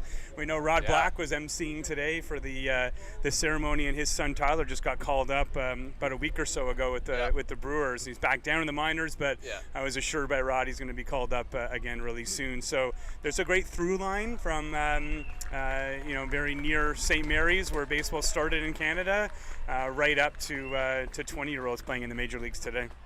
Wouldn't be surprised to see Tyler Black making an appearance at the Hall of Fame at some point in his career, right? Yeah, we just got some of his stuff from some of his early professional experience in the minor leagues. So I think his cleats, his bat, and maybe his hat from his AA or AAA team. So we try and cultivate those relationships with some of the young players right away, and then it's something that we can continue on for years to come. And who knows, maybe in 20 years he's a Hall of Famer. Yeah, and the cleats are one of the first things to go after you're playing minor league baseball, right? I don't know if you've heard the story. Rob Butler has told the story a little bit when he first got his first major league cleats, showed up to the majors where he's got holes in his toes with the major league cleats. The Hall of Fame hasn't asked for my cleats from when I played competitive baseball back in the 90s. So you think I have that sort of pull with the Hall of Fame. So maybe that'll be my parting gift when I leave the board. Holes in the toes yet or no? Yeah, it had that pitching toe, so you drag your toe on the mound. So it's interesting that you mentioned Fergie Jenkins as well, because I know he has some history in the Intercounty Baseball League as well. He's really involved with the Chatham-Kent Barnstormers as well, who are the new team. What's Fergie Jenkins' connection? Fergie's the best. I mean, as advertised, if anybody has ever told a story about Fergie Jenkins, it has the same feel and the same vibe. He is a generous, giving, friendly, incredible human being. Who really is the father of Canadian baseball. I've met him out here a couple of times at Christy Pitts over the years, and he's always very giving of his time. Very close connection, of course, to Chatham, where he was born, and his father played for an all-black baseball team back in the 30s. So an amazing opportunity to speak to Fergie about history. What he also has is a photographic memory, and when I was speaking to him about 3 or 4 years ago, he remembers at-bats, he remembers pitches, he remembers how many home runs he hit as a pitcher, who he hit them off of. He remembers winter ball against Roberto Clemente. Like, these are deep dive examples of amazing things that have happened. He's 81, but you would never know it. And I love to see him around the ballpark here and coming back and supporting Canadian baseball. How rare is it to find someone like Fergie Jenkins? Is there a lot of guys with, that kind of generosity in baseball knowledge, or is he kind of a one-of-a-kind? Yeah, kind of well, guy? you know what? I think the generosity is there with a lot of these guys. We like to see Pat Henkin back at the Hall of Fame, and Jesse has been great. Jesse Barfield, of course, played for the Jays and home run champ in '86. He got inducted finally last year, but even before that, he would come and meet everybody there and sign autographs and take pictures. And the connection that these players have had with the Jays, especially with the Expos, of course, and if they're Canadian, with Canada, is amazing. He's let's say the godfather of that, but I think a lot of people look up to him and have acted the same way. I don't know if there's a set criteria for the type of players that join the Canadian Baseball Hall of Fame. What does it take to be a Canadian Baseball Hall of Famer? Yeah, well, I mean, you have to either be Canadian or played for a Canadian team, or really overarching the opportunity or the criteria is that you've made some sort of significant contribution to the game in Canada. So that means somebody like Jose Bautista, obviously not Canadian, but I think we could all agree that he has made an incredible contribution to Canadian baseball, just with the bat flip, if not more examples. So we have a selection committee of 24 individuals, writers, broadcasters, former Hall of Famers. Fergie's on that committee, and it's tough every year. There's more deserving candidates than we elect, and every year it's competitive. This year we'll have a class of 6. Sometimes we'll have 4 or 5, but builders, veterans, players, teams, umpires, coaches, it's all represented there. So Andrew Lawrence gets hit by that pitch. That's going to force in another run. It's now 2-0 London Majors. Yeah, so can you tell me a little bit about this class that we're seeing this year with the 6 players? Yeah, it runs the gamut, which is great. That's what we want. We don't want all of the same type of inductees. So Russell Martin, it goes without saying, Canadian, played for a Canadian team, one of the best Canadian-born baseball players, I think, in the history of the game. Of course, from Montreal. Played for the Jays, as we would know, but also for the Pirates and the Yankees and the Dodgers. Ashley Stevenson, and as I've said, an incredibly accomplished woman in baseball who has really been overlooked, I think, over the last number of years. So hopefully that opens the door to have other women that have made an indelible contribution to the game in Canada into the Hall of Fame. Jimmy Key, who we remember well in Toronto, number 22, left-handed pitcher for the Jays in the 80s and early 90s. He's going in as well. And then we have a couple of builders and coaches, one from Leaside, Howard Burney, who's the father of Leaside baseball, and as I've said, Paul Godfrey as well. So really a great a class that runs the gamut from builder, player, manager, and a legend, I would say, in the case of Russell Martin. Have you? I'm not sure if this is included at the Baseball Hall of Fame, but have you heard of some of the seasons that Rob Butler put up? Some of the numbers Rob Butler. Are you shilling for Rob Butler to get into the Hall of Fame? You're the 5th person that has mentioned it today, so I'm glad I came out. So now I got to put pressure on the selection committee. I mean, as a player, a builder, what he's doing now, Canadian-born, I think Rob and Rich have a really good case, and I'd love to see their candidacy gather some speed and attention over the next little while. Yeah, holds the Toronto Maple Leafs record for batting average in a season at .488, but if you talk to him about it, he thinks it actually might have been even higher than that. Yeah, I mean, I've met him before, but I haven't had a really big chance to talk to him until today, but a really humble guy, and we'd love to see him out in St. Mary's whenever we can. Well, Jeremy, good luck with the exhibit and the induction weekend. We can't wait to see that, and thanks so much for stopping by. Thanks, appreciate it. Love having to be out here, and good luck today. 2-0 London Majors. We'll be right back in the bottom of the 4th.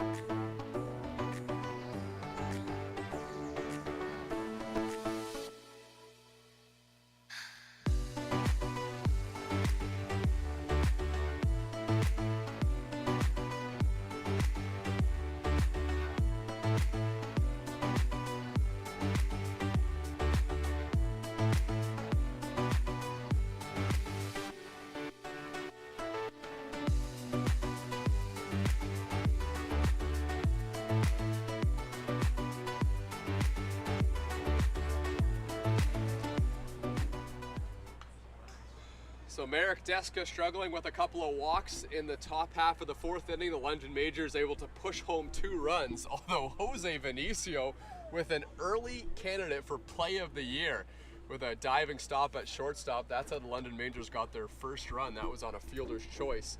That Vinicio went to second base, and then a hit by pitch on Andrew Lawrence forced in a run. So it's the London Majors who have a 2-0 lead here over the Toronto Maple Leafs. Although, over that stretch, Merrick Deska recorded strikeout number 600 in his Inter-County Baseball League career, so he's 9th all-time, or remains 9th all-time in IBL strikeouts. What an unbelievable career Merrick Deska has had. And a big congratulations to Deska for hitting that achievement. Yeah, when Vinicio made that play, I was down right at the field. I mean, nice of you to come back. Yeah, I was having a great time. It's very warm down there. It's very, very warm down there. Yeah, yeah. Jeremy Diamond came up from the Canadian Baseball Hall of Fame. This one's popped straight up. There might be a play on it. Victor Plaz, Edward D'Olio makes the catch just in front of the backstop behind home plate. John Salazzo retired. It is a lot colder up here in the broadcast booth and has a lot more wind. I didn't realize until I got to the bottom of the hill, and I was like, wow, it is a beautiful day outside. I thought about not coming back up, and there's too much wind up here. Yeah, no, that's what I was saying. Come back into the cold of the broadcast booth. Jesse Hodges is at the plate. 1 away on the John Salazzo pop-up and an accidental check swing there from Hodges.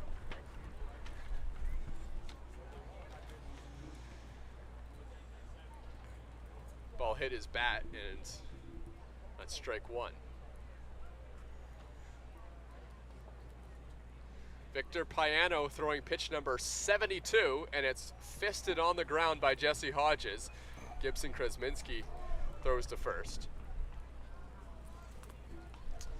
2 away, and after Payano looked like he had a little bit of trouble finding the strike zone early on, he is now cruising, had a 1-2-3 inning in the bottom of the 3rd, including getting Jordan Castaldo on 1 pitch, and now quickly he's retired 2 more Maple Leafs. Dan Mara comes to the plate. Yeah, I mean, he looked really good in that 2nd inning, came back with 2 back-to-back strikeouts looking, got the line out to the 3rd baseman, and then, you know, he's worked really well ever since. It's been, like you said, 3 up, 3 downs across the board since that 2nd inning. So lefty v lefty is obviously a brutal matchup, especially when the guy stands at 6'6" and throws hard and's got a good breaking ball. That's Victor Payano. Although, he's not the easiest on the righties as well, because if you notice, Payano stands very far on the left side of the mound when you're looking out from home plate. So that doesn't make things easy, as that ball's still coming from the inside, and we can't really tell if there's any kind of arm side movement on any of Payano's pitches, but that would make things really tough on a right-handed hitter. Up and away, ball 3. And looking out at his game plan really throughout the day so far, he's commanded the outside of the zone really, really well. And it doesn't matter if it was a lefty or a righty at the plate. He's doing a really good job just kind of biting at both sides of the corners. Julian Valdez getting warmed up in the bullpen for the Toronto Maple Leafs. Valdez was a guy who had a bit of a slow start for Toronto last season. He's one of the import players for the Maple Leafs, but he finished strong for Toronto, had some big innings in the playoffs. And in talking to some of the playoffs when they were watching Valdez at the team workouts this year and some of the bullpens he was throwing, they said his stuff is electric and he's throwing really hard right now. So Dan Mara goes down to first base. He draws the walk. So with 2 outs, here comes Greg Carrington, another one of those lefty v lefty matchups for the Maple Leafs. And this is the first base runner to reach base since Jesse Hodges walked all the way back in the 1st inning. So we went 9 straight batters retired. Carrington bunts, but it's right back to the mound. Payano underhands to first, and he misplayed it. It gets away from the first baseman. That's going to allow Mara to go to 3rd base, and that was just a what is going on moment there from Victor Payano on the mound as he tried to underhand it, 90 feet to first base. It looked like he thought he had more time than he did. Didn't realize that Carrington has some speed going down that line.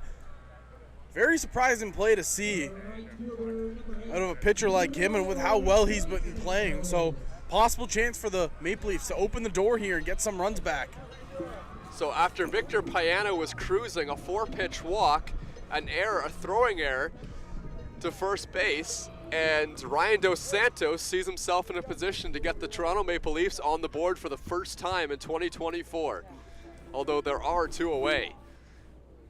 And a breaking ball finds the zone from Payano. Almost impossible to hit as that breaking ball comes right over the hip of left-handed batters.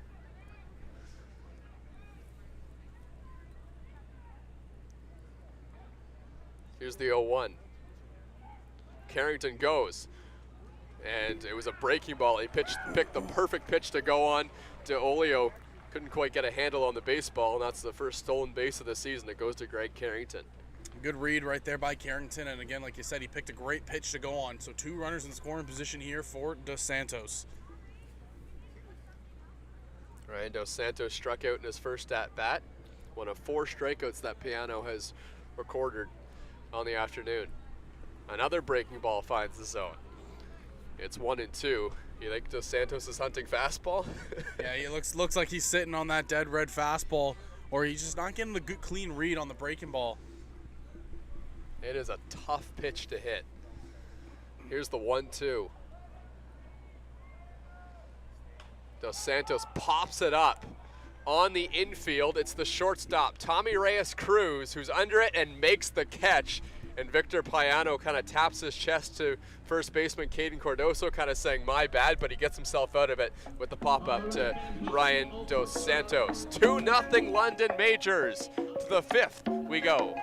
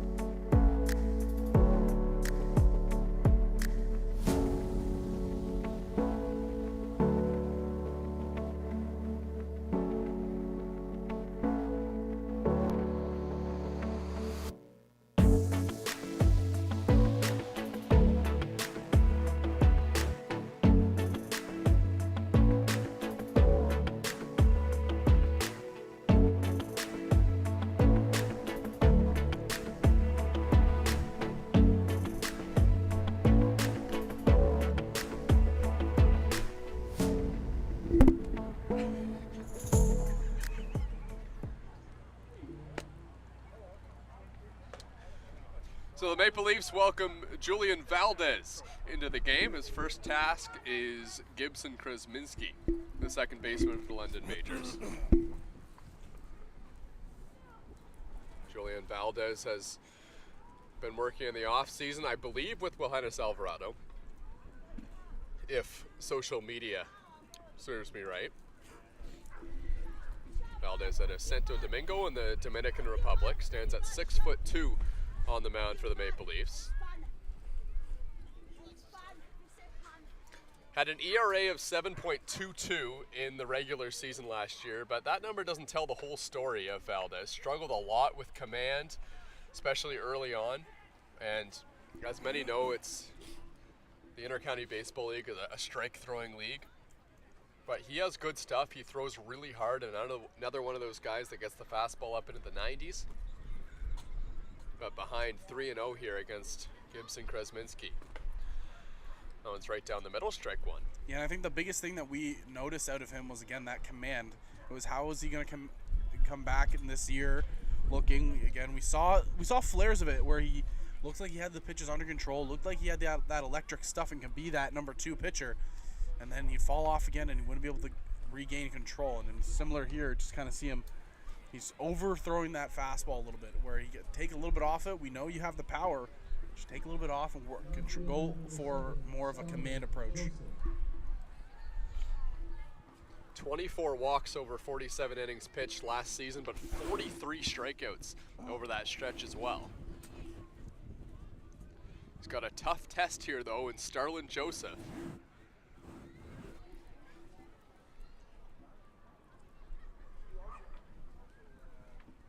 First pitch way inside, ball one.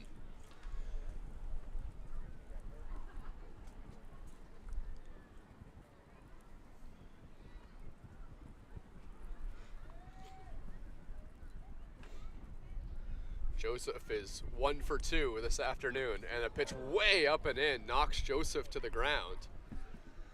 2-0.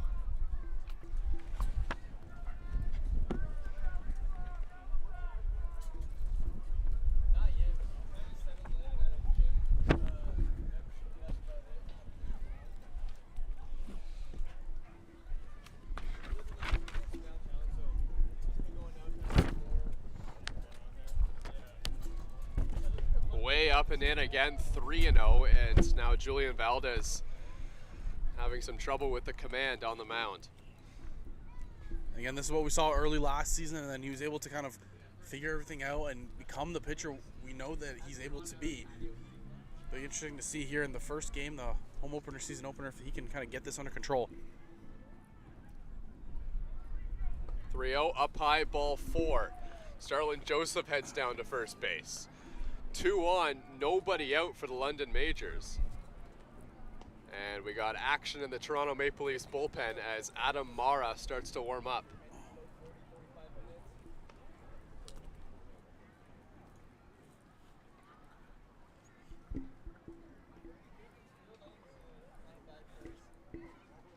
So Sam Green is out to the mound now. He was the pitching coach last year, but not officially in that role. This season, Sam Green listed as the official pitching coach of the Toronto Maple Leafs. So he's been working with the pitchers early on in the season. That's not to say Sam Green won't pitch just as many innings, if not more, than the other seasons that he's had in the Intercounty Baseball League. I think most likely he'll either start game 2 or game 3 on the season for the Maple Leafs. Now the only question I have is, if the pitching coach needs to come out to talk to Sam Green, who's going to come out in his place? Is he just going to have a conversation with himself on the mound? We'll find out later on in the season.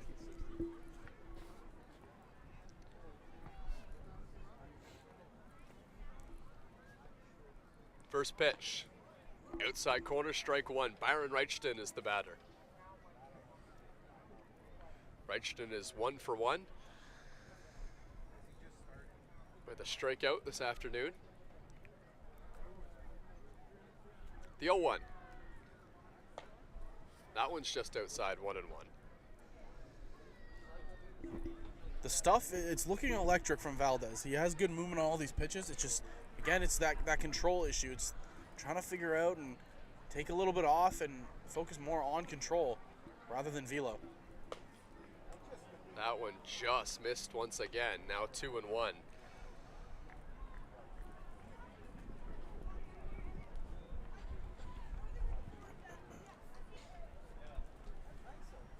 Two ducks on the pond here for Byron Reichton. The 1-2 pitch. Swing and a miss. Off-speed pitch there from Valdez. Reichton was out in front of it.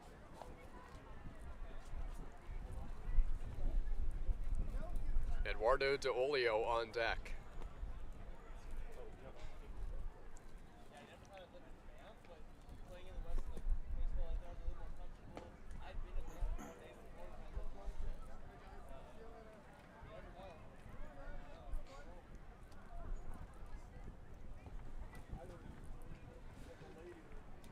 The less runners on base, the better, with Eduardo De Olio coming to the plate. The 3-2 pitch here to Byron Reichton. Fouled straight back. Reichton looked like he had a pretty good whack at that one. And for Valdez, a strikeout here would be massive to get right back on track. Get the first out of this inning, get that first the camel off your back there.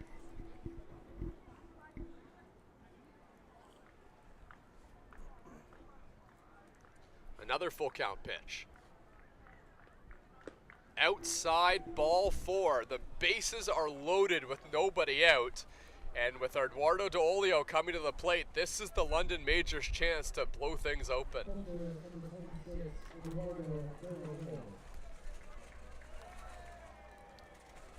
So De Olio came up, started playing professional baseball back in 2011 in the New York Yankees system. Transitioned over to the Arizona Diamondbacks and got as high as AAA, playing as a prospect for the Houston Astros. And he fouls the first pitch off. Looked like the first 3 London batters were kind of waiting to see if Valdez could find his command, but De Olio coming up with the mindset that if he sees something he can hit, he's gonna try and deposit it over the left field wall.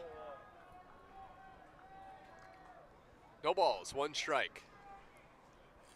De Olio takes strike 2 and shook his head a little bit. That looked like an off-speed pitch over the outside corner from Valdez.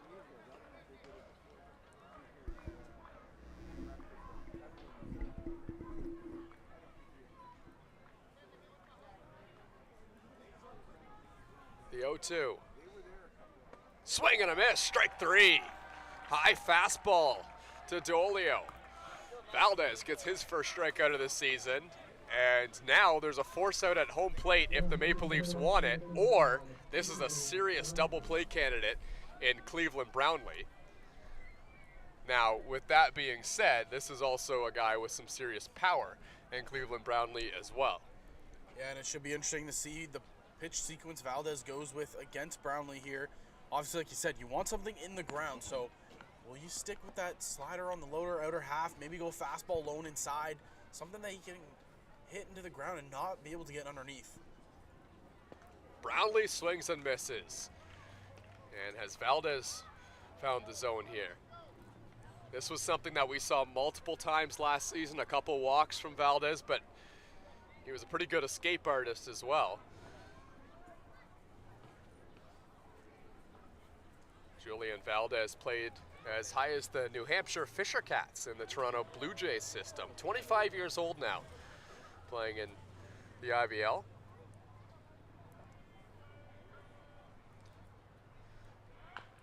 Ground ball foul off the facing of the Maple Leafs dugout.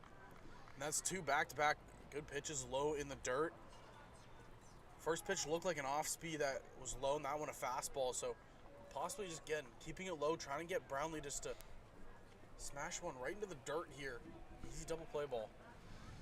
Valdez has found the strike zone on 5 consecutive pitches. Here's the 0-2 to Brownlee. Swing and a miss, strike 3. 2 consecutive strikeouts, 6 consecutive strikes thrown for Julian Valdez. And he does it to probably the 2 most dangerous hitters in this London Majors lineup. You look at guys, those guys, and I mean, just phenomenal jobs. Like you said, 6 straight strikes thrown, 2 strikeouts. I mean, a great job, good bounce back after the 3 walks by Valdez. Now it's the lefty Cardoso, the first baseman for the Majors, and he takes outside ball 1, so that stops the streak. And remember, the bases are loaded, so nowhere to put the lefty Cardoso. Andrew Lawrence, though, is on deck, and he has a pretty good IBL resume as well.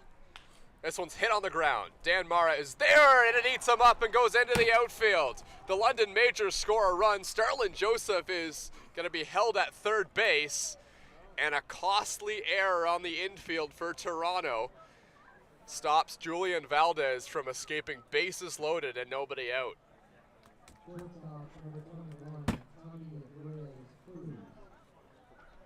In fairness to Dan Mara, that looked like it took a sharp pop at the last moment as that ball ended up hitting him near the shoulder instead of staying on the ground.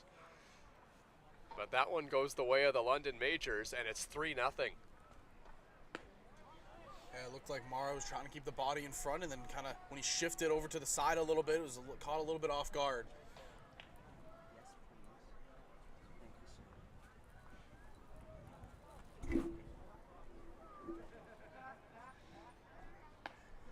And that one catches the outside corner as well.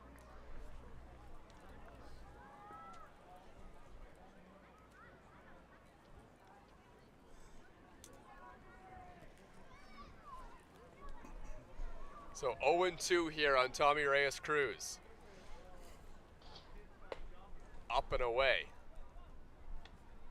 Still an important at-bat here for Valdez.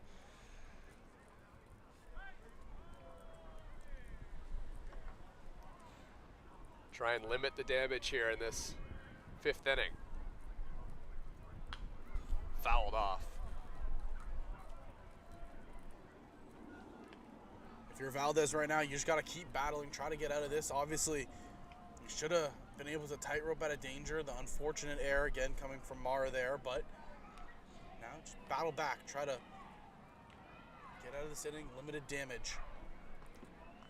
1-2. Hit on the ground.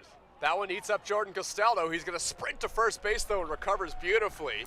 Another tough hop on the infield for the Maple Leafs, but this one is collected by the first baseman Castaldo. So Julian Valdez walks a couple in the inning, gets out of, well, limits the damage with bases loaded, nobody out, and it's the London Majors who lead 3-0.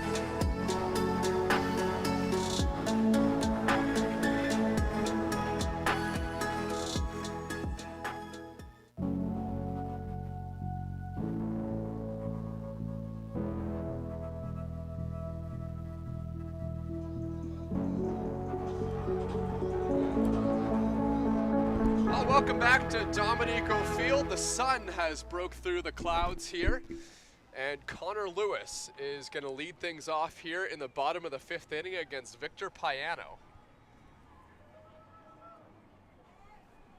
Lewis squaring to bunt, takes high, ball 1. The sun may have come out, but the wind is still here. Yeah. Unfortunate. It's blowing in from center field, so it'll knock down a lot of those fly balls. Although you were down there, Zach, and there's no wind. Oh, it was beautiful. Oh, my Lord, it was so nice. Which makes things even more deceptive when the ball gets up there in the air, because all of a sudden it gets up in the jet stream. Yeah, I was down there. My nose was clear. I wasn't sniffling all the time.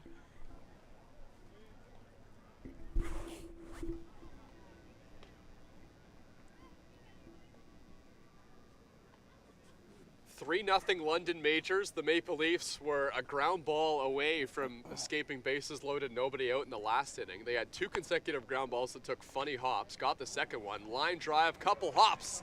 That gets through the infield. Connor Lewis has his first base hit of 2024. Good piece of hitting right there. Just took it right back up the middle, and you can see double barrel action happening over to the side of the Majors.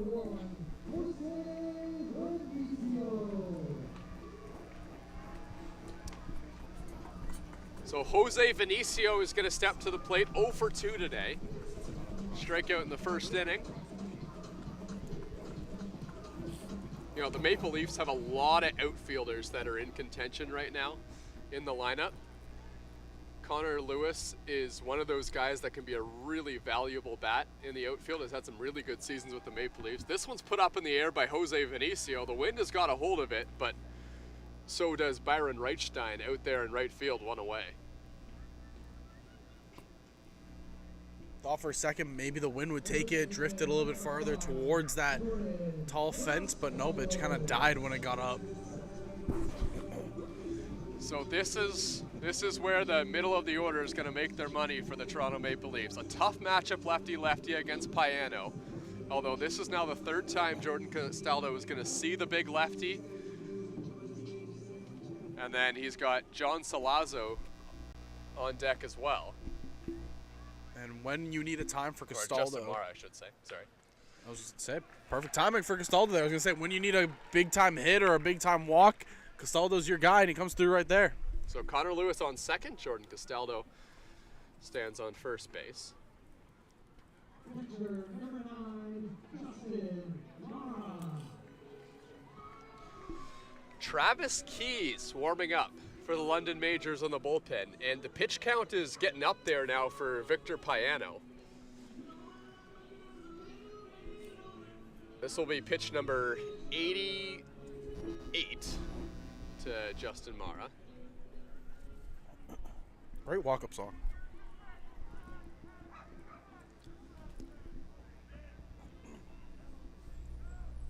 Breaking ball, just low. Justin Mara is a guy who might be able to get to that low breaking ball, but he's someone who's not fazed by a high fastball either. He can catch up to the heat. Saw one of the great pitchers on the Welland Jackfish, Davey Mendez. He's one of the few guys in the IBL that hits Davey Mendez well. He loves that flat fastball that he can get to. And Justin Mara also has a great baseball resume as well, getting drafted by the Chicago Cubs back in 2011. Played minor league baseball with a familiar face on this Maple Leafs team as well. Pitch in there for a strike, now 1-2 on Mara. Jesse Hodges and Justin Mara both came up through the Chicago Cubs system, and they became very good friends there. Big pitch here, 1 out. 1-2. Justin Mara at the plate. And he takes a breaking ball inside. What a great take that was from Justin Mara. Yeah, and it looked like it again, that breaking ball, it's something we saw in the first inning.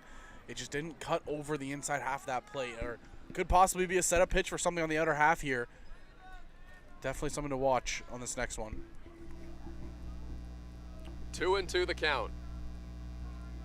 Mara hunting a fastball. He gets it and he shoots it down to third base, and it eats up the third baseman Victor Plaz. They're going to send Connor Lewis home as it also got away from the left fielder Starlin Joseph, and the Maple Leafs have cut the deficit to 2 with their first run of 2024.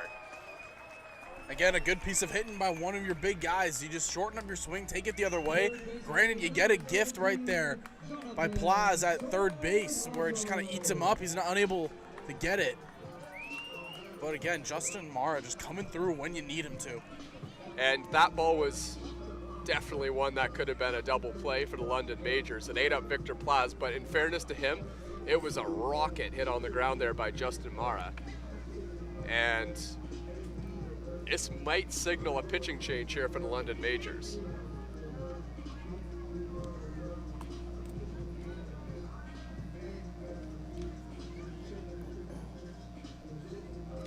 Keys is loose in the bullpen for London.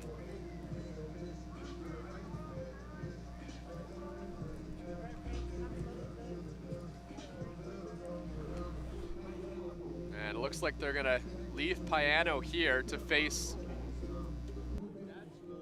John Salazzo, the lefty.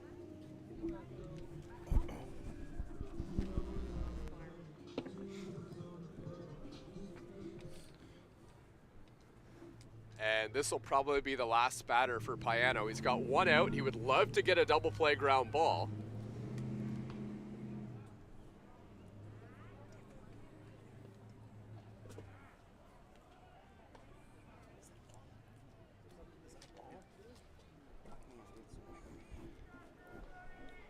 Keys has had some sparkling numbers in college baseball, playing in the NAIA. As here's the 1-0. Salazzo takes high, 2-0. 62 innings pitched in 2021, a 2.61 ERA.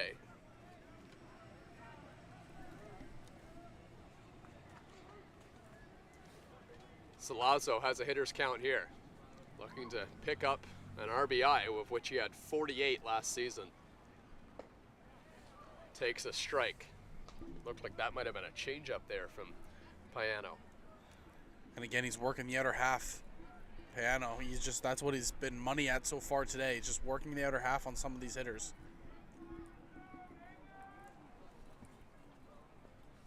Two 2-1. Just high. 3-1. John Salazzo looks like he is seeing Payano a little bit better the third time around.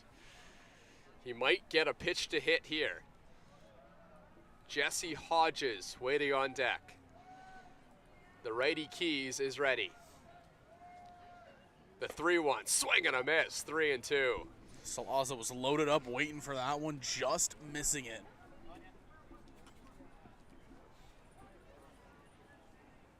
So a full count, and this is the moment to tune in to the ball game right here. John Salazzo trying to tack on another. And he swings and misses at a high fastball. Strike 3, 2 away. And we'll watch for Roop Chanderdat there in the dugout, and it looks like he's gonna stay put. They're gonna let the lefty Payano face Jesse Hodges. An early defining moment here for Hodges and the Maple Leafs. Trying to get something done with 2 outs in the inning.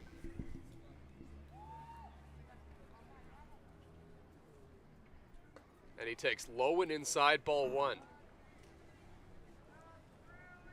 Justin Mara is at first base.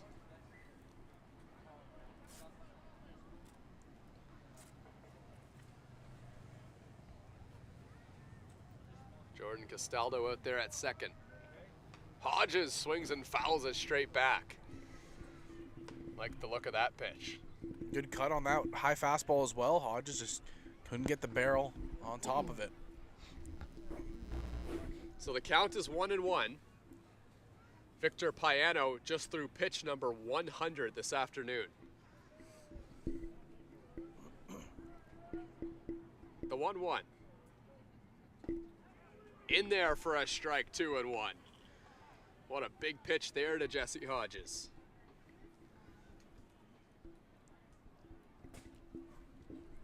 What a workload for your first start in your Intercounty Baseball League career. Here comes number 102.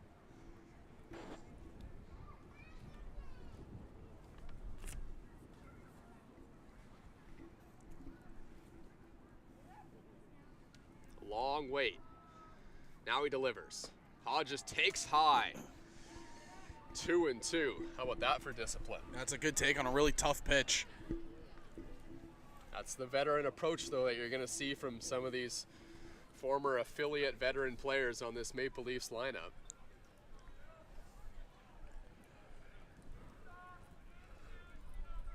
Jesse Hodges battling here against Payano. Here's the 2-2. And it's lined into the outfield. This one's going to get down for a base hit and maybe more. All the way to the wall. One run is in to score. Justin Mara is getting the wave home. And Jesse Hodges had tied the ball game and sprints into third base as the throw was wild to home plate. 3-3 at Dominico Field, and a clutch piece of hitting with 2 outs by Jesse Hodges. You said it, clutch piece of hitting, fantastic job. It looked like an inside fastball that he just inside outs all the way into the right center gap. We had a beautiful angle of it to see it just tail away from the center fielder, but that's just a great piece of hitting by Jesse Hodges. Takes a really tough pitch prior to that one and then just smokes that inside fastball to tie us up at 3. So the Maple Leafs have tied things up, and that is going to signal a pitching kit change for the London Majors. And although Payano does leave on giving up 3 runs in the inning, what a start for him. Well over 100 pitches, and it's Keys coming in for the Majors.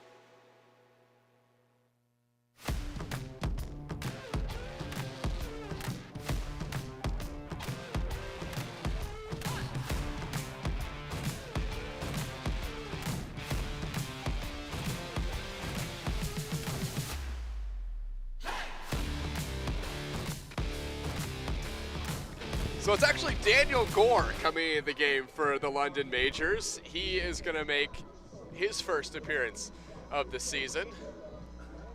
Also played in the NAIA as well, though. Had decent numbers there in 2019 and 2020. Yeah, and he spent 2022 with the Majors, had a 4.32 ERA in 25 innings pitched, 3-2 record in 9 games, and 28 strikeouts and 8 walks. So he has the strikeout power. And he might get out of this on one pitch. In the air, Gore not even looking at it. Head to the dugout, trusts his center fielder there, and Andrew Lawrence, who comes in and makes the catch. The Maple Leafs tie things up in the inning. 3 runs in the bottom of the 5th. We head to the 6th inning.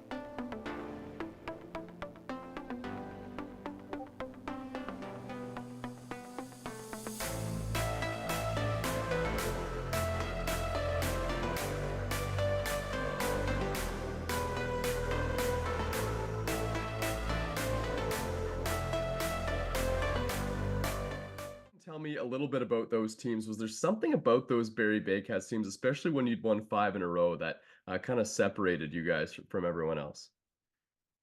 Yeah, I mean, it's the group of guys that get put together for that, and the continuity year in and year out that really takes the team to another level. Obviously, talented baseball players has an effect, and we had some good baseball players over those years. But if you have a core group of guys that stick together, they like playing together, they hang out off the field, they want to see each other succeed. Those are the types of teams that make it far in the playoffs. And then you sprinkle in some really good baseball players, and it takes a team to that next level. So really, it's about the guys. It's about support, from the ownership and the fans, and just that energy that gets brought to the field every single day really turns into something special when it gets put all together.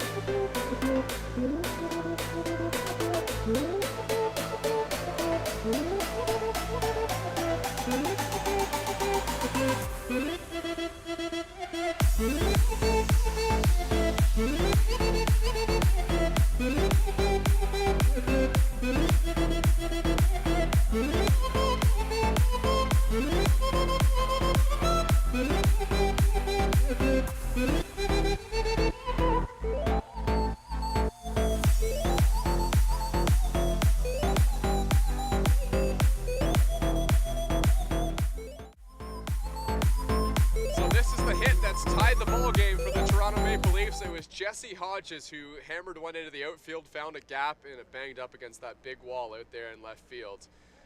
And the Maple Leafs end up scoring a couple of runs from the 2 RBI double by Hodges. And again, looking at it, it was just a great job to inside out that baseball to the opposite field. It just had a great tailed away from the center fielder, scoring 2. And this is a brand new ball game, partner. Julian Valdez back on the mound for the Maple Leafs. Had some command issues early and then really found it late in that inning. Guess looking to carry that momentum into the top of the 6th, and he's facing Andrew Lawrence, the number 9 hitter for London, who hits one on the ground. That eats up Jordan Castaldo, and it will get away. So 3 consecutive ground balls to the right side of the infield, and the Maple Leafs are 1 for 3. Kind of seemed like Castaldo might have pulled off the ball just a little bit too early. Took his eyes off it for a split second to see where the runner was coming in. Ultimately, that right there, a split second can cost you on the play. The infield, I was walking around on it the other day. It's pretty good. It's not perfect, and that's just what you're gonna get at a diamond, at a public park in the Intercounty Baseball League. Although I think it is a lot better this year than what it was last year. So that one's in there for a strike. The grass definitely looks a lot better than it did last year. You kind of look at the infield grass, maybe a bit more around home plate. Looks like it's still a little bit rocky, but for the most part, yeah. Credit to all the field crew that put in the work here to make this field playable. Better. Yeah, they've done a really good job. Runner goes. Throw down to second base is wide, and that's a stolen base for Andrew Lawrence.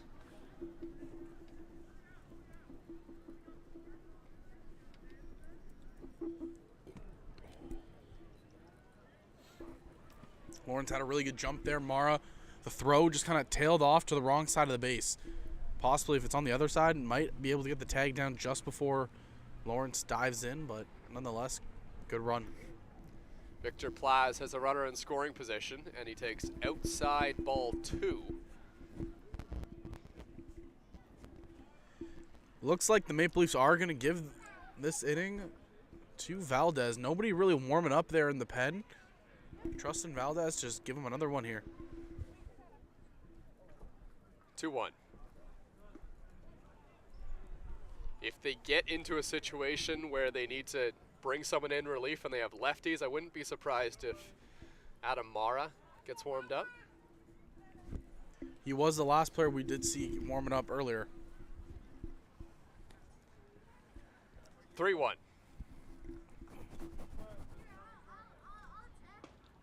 check swing in there for a strike. I think Victor Plaz knew that was a strike. He was just trying to sell it down to first base, so now the count runs full. Plaz playing with the Barrie Baycats last season, now here with London. The 3-2. That one's bounced in front of home plate, ball 4. Victor Plaz did not walk a lot last season. In 26 games, he only walked 5 times.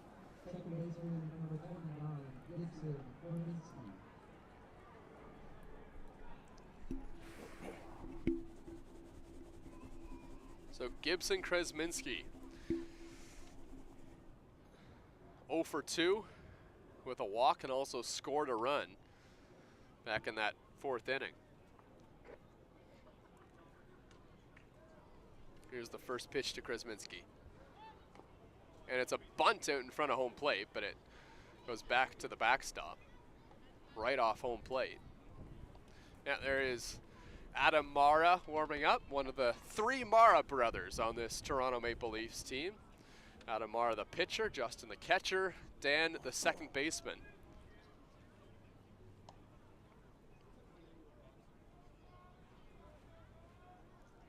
Oh, 1. Squaring to bunt again, throw it on to second base, they got him picked off. Vinicio's throw is wide. Both runners will move up. And Justin Mara threw down to second base. Andrew Lawrence was picked off, but the throw gets away from the third baseman, John Salazzo. So now 2 in scoring position for Gibson Kresminski, and it doesn't get any easier after that with Starlin Joseph and Byron Reichstein waiting in the wings.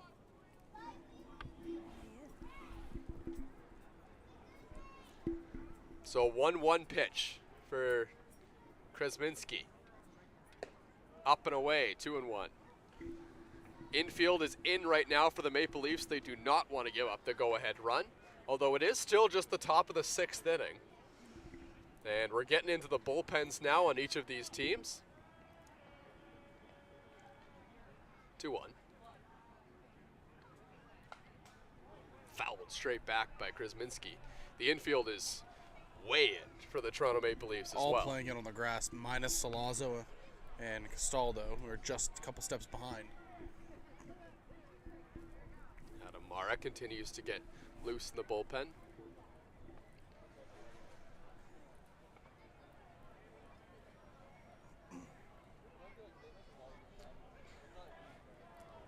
Big 2-2 pitch from Valdez, needs a strikeout. Low, ball 3. Looked like a changeup. Just kind of left it out over the outside half of the plate. And there is a base open at first base, but I don't think you want to put extra runners on right now with Joseph and Reichton. And it is still just the top of the 6th inning. I wouldn't be surprised if he tries to attack Kresminski right here. Full count pitch. This one's hit in the air.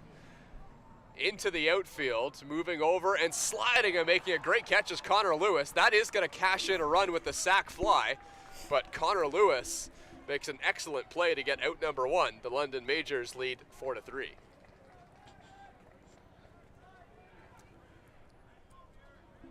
Yeah, Kresminski, if that's the exact kind of job you want to do, just get the ball up and in the air and then let the runners tag up and score. So London regains that 1-run lead, and another runner still in scoring position for another dangerous hitter in Starling Joseph.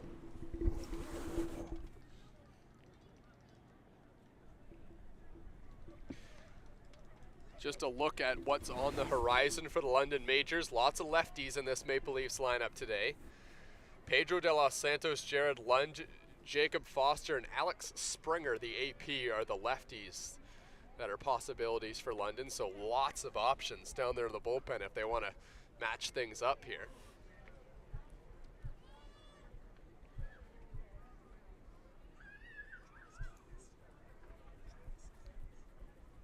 Sorry, there's one hitting.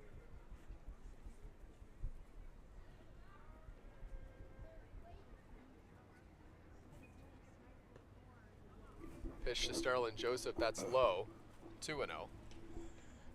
You can kind of see here Valdez is really taking his time here between pitches, not in a rush. Trying to find his groove, and he's been a little bit out of it. Trying to battle here.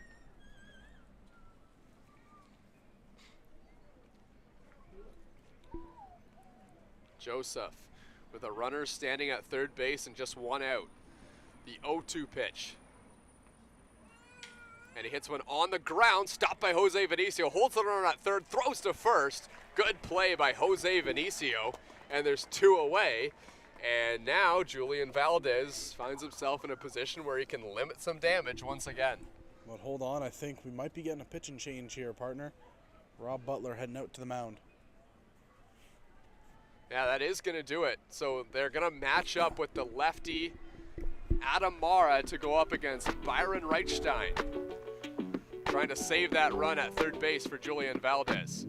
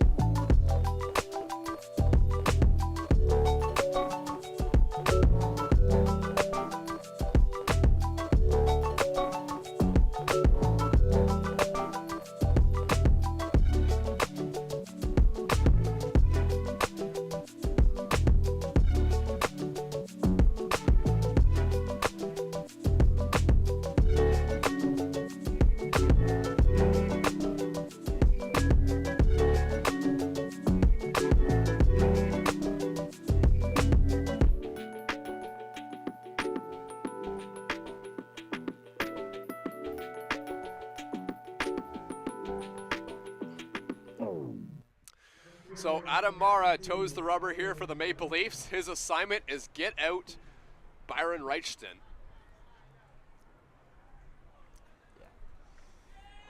Swing and a miss, strike one.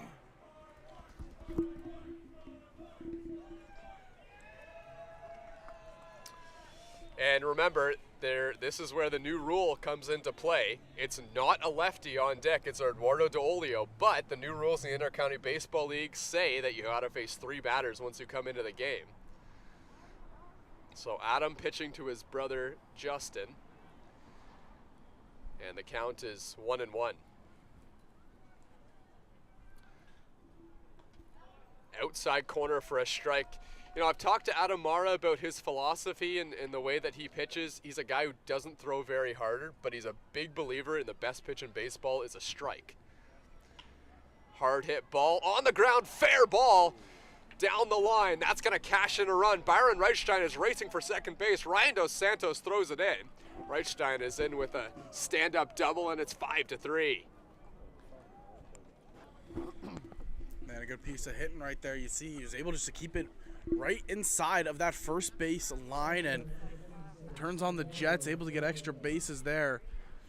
Tough play. Thought for a second Gastaldo might be able to get the glove to it, but it was just a second where it just kind of took an awkward bounce away from him.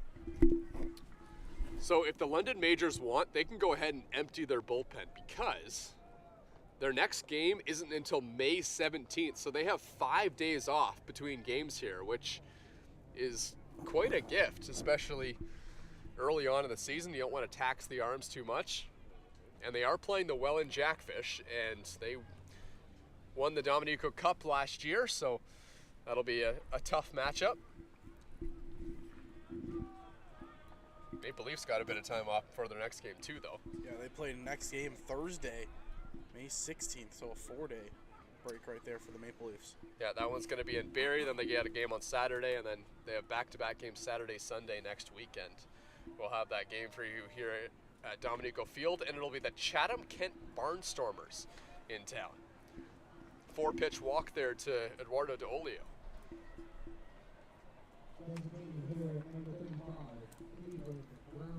And with Chatham-Kent being introduced into the league, it means that not every team makes the playoffs now in the IBL. One team doesn't make it.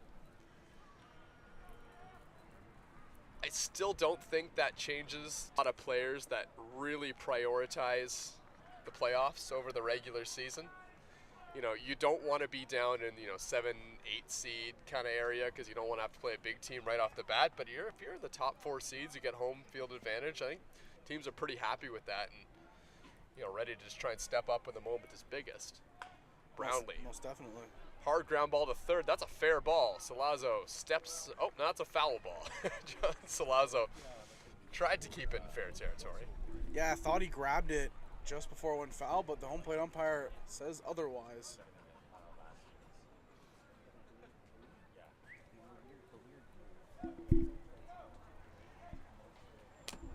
Yeah. 2-0 here to Brownlee. 0-2. Hey, it's first day back for the players, first day back for the broadcast team as well. Swinging a foul back. Yeah, I don't want to put that kind of pressure on myself, though, because I'm going to mess that up lots of times. Oh, I've already done it. I've done it plenty, so you're fine. I'm fine? Yeah, you're fine. Okay, good. Yeah, you're good. London trying to add on. They've already scored 2 in the inning. And Adam Mara throws one to the backstop. That's going to rattle around behind Justin Mara. He'll throw that back. Now 2 in scoring position. Brownlee back in the count. It's 2-2.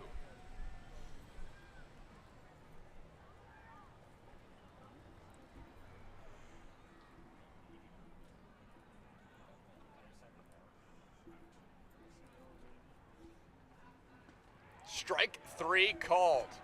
Painted over the inside corner, and Adam Mara does limit the damage, but 1 run comes in to score, or 2 runs come in to score for the London Majors. It's 5-3 over the Toronto Maple Leafs as we head to the bottom of the 6th inning.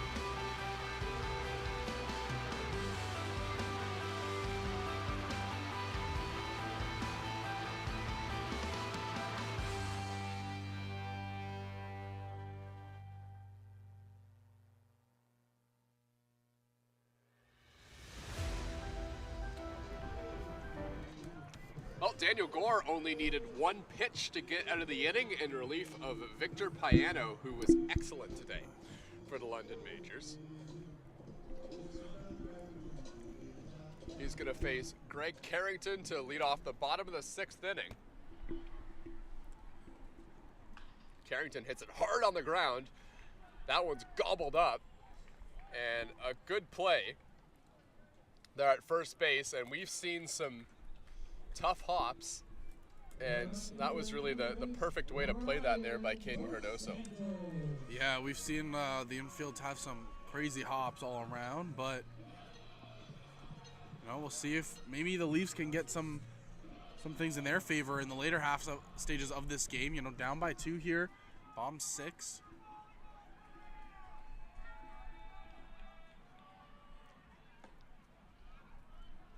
Ryan Dos Santos takes strike 1.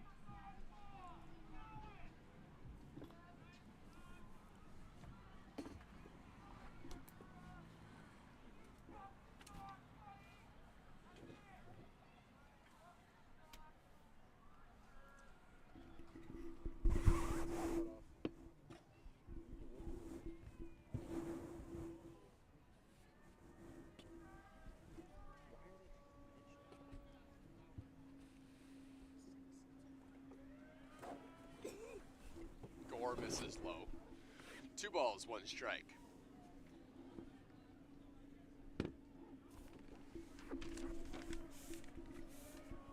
Ryan Dos Santos 0 for 2, walks in his last at bat, lines one into the outfield. That one's caught by Byron Reichstein, who barely had to move to make that catch.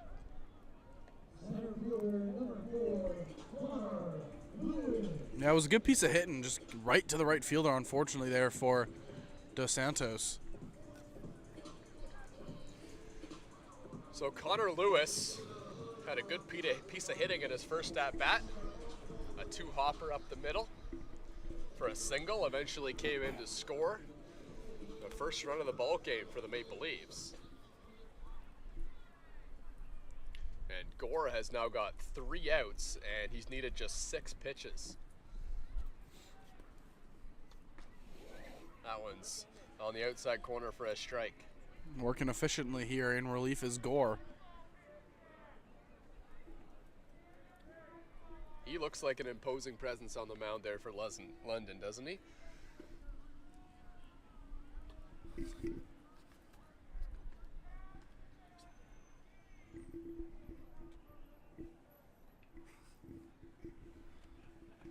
Didn't play in the Intercounty Baseball League last season.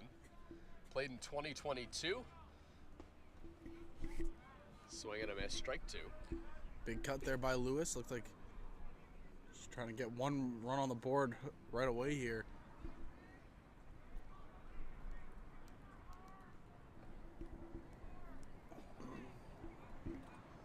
One, 2. Swing and a miss, strike 3.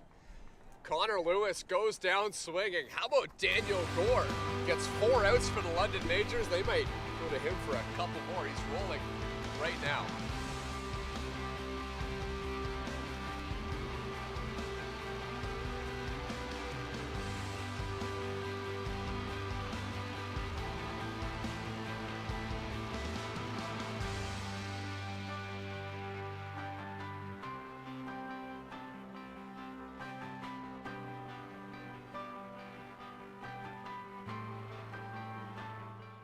Last year, working with some of the pitchers, we talked last year about your work with the Toronto Blue Jays and how that's helped you. Well, this year you're officially the pitching coach of the Toronto Maple Leafs. I know you being a starter last year, you had some off days, and you go out and do your pitching coaching duties, but this year it's official. Can you kind of just tell us what your routine's going to be this year and how that's going to work out with you being the pitching coach?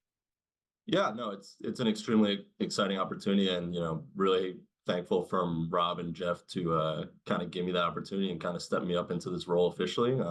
Like you mentioned, got kind of thrown into it last year and was doing it with the help of, some veteran guys like Nags, Richie, Adam, guys that have been around the league for a while. Like you said, like just kind of being a starter and being the one available to be able to, just have the time to do it during games when I wasn't pitching, whereas those guys have to be ready every game because they're relievers, kind of led to it. And conversations with Rob and Jeff and like my experience in my day job, were factors into me kind of wanting to pursue this and wanting to do it, full on. The routine this year, I think, will be pretty similar to last year, like we saw. Maybe a little more conversations with some of our younger guys. But our pitchers, we're a good group and we're a tight group and we're always interacting with each other and talking with each other. And I'm still going to continue to lean on the veterans and the guys that have been there and won championships. And we're just going to, try to be the best staff that we can be. So Adam Mara is back on the mound for the Toronto Maple Leafs. He's got another lefty here in the lineup for the London Majors. Mara didn't give up an earned run last inning in relief of Julian Valdez, although did have a hard hit double down the line by Byron Reichton that just stayed fair. That cashed in that run. Was just gonna say that possibly also could have been grabbed by Castaldo. It just seemed like you said, it was a hard hit ball down the line that just kind of got past him. And Mara looked pretty good in that first inning of relief. Out here for a second, want to try to shut the door here on this London Major squad. Caden Cardoso is 0 for 3 today, but this might help. He hits one into the outfield. That one falls in front of Connor Lewis for a base hit. And Caden Cardoso is now 1 for 4.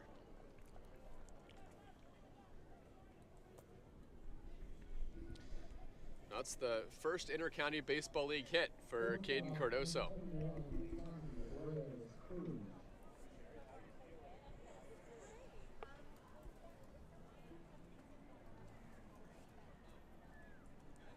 Tommy Reyes-Cruz, the shortstop, at the plate, squares to bunt and takes high for a ball.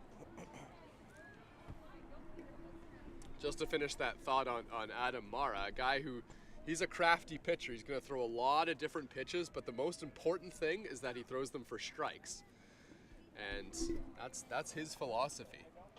If you go out there and throw strikes, sure, you might get a couple of hard hit balls, but the worst thing you can do is not make them swing the bat.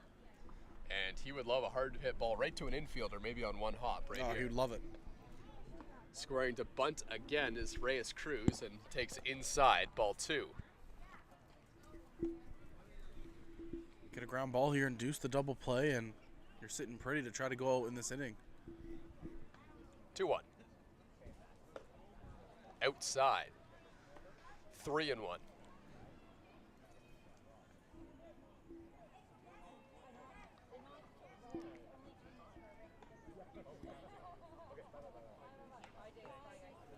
That one's in there for a strike 3-2. I remember a moment last season where Adam Mara came into a game that was in Hamilton, and it was an 11-10 lead for the Maple Leafs at the time, as this one's fouled off down the left field sign by Tommy Reyes-Cruz.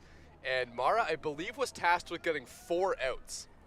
And there were a couple runners on in the 9th inning. The Maple Leafs were trying to shut down the Hamilton Cardinals. As a big 3-2 pitch here from Mara is swung on and hit into the outfield. This is playable for Jesse Hodges, who comes over and makes the catch 1 away. There's a couple of runners on, and things were looking a bit dicey for Mara, and I remember there was a very clear camera shot of Justin Mara motioning with both hands, get this pitch outside, to his brother on the mound. He threw it right down the middle. It got smacked, but it was a line out, and he got out of the inning. Hey, sometimes the baseball gods are in your favor, sometimes they aren't. This one's fouled off.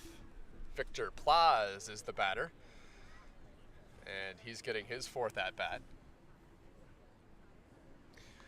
All right, so this is Julian Tomachko, who's getting warmed up for the Maple Leafs.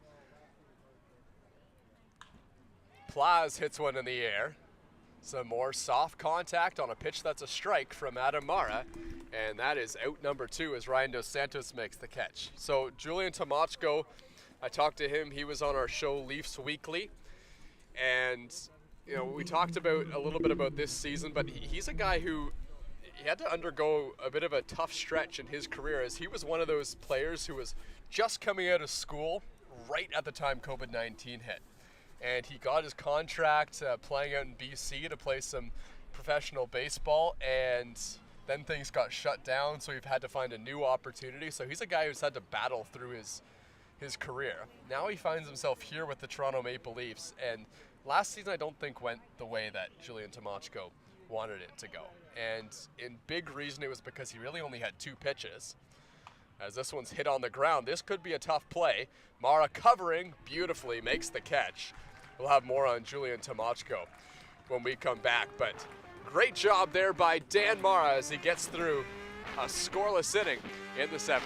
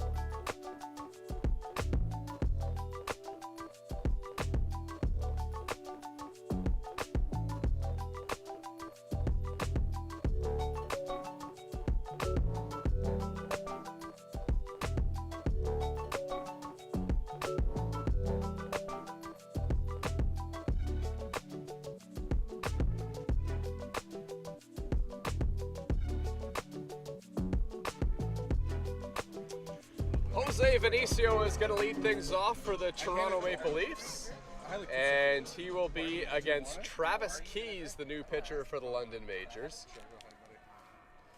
Last played with Muskegon in Summer League Baseball back in 2021. Just 25 years old, Travis Keys. First pitch is popped up by Jose Vinicio. It's up in the wind, it's swirling around in center field, and that's the first play that's had to be made out there in center field for the London Majors.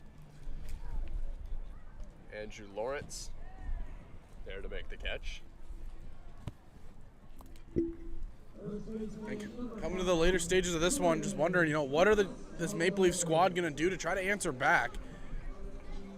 They've had some good at-bats in those middle stages of the game, but now, last 2 innings, Gore, he came in and did a phenomenal job just shutting down this lineup. So it'll be interesting to see here, can Keys do anything, or is it going to be opposite? First pitch outside. Oh, once again, we kind of challenged this middle of the order to try and get something done from the Toronto Maple Leafs. Once again, they're facing a lefty in Keys, Castaldo, Mara, Salazzo. And this one's popped up, but it looks like it's going to be out of play behind home plate. Lands on the hillside.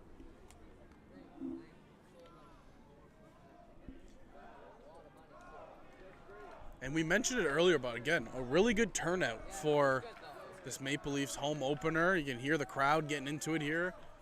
Again, a lot of new things to check out around the ballpark. Castaldo takes a strike.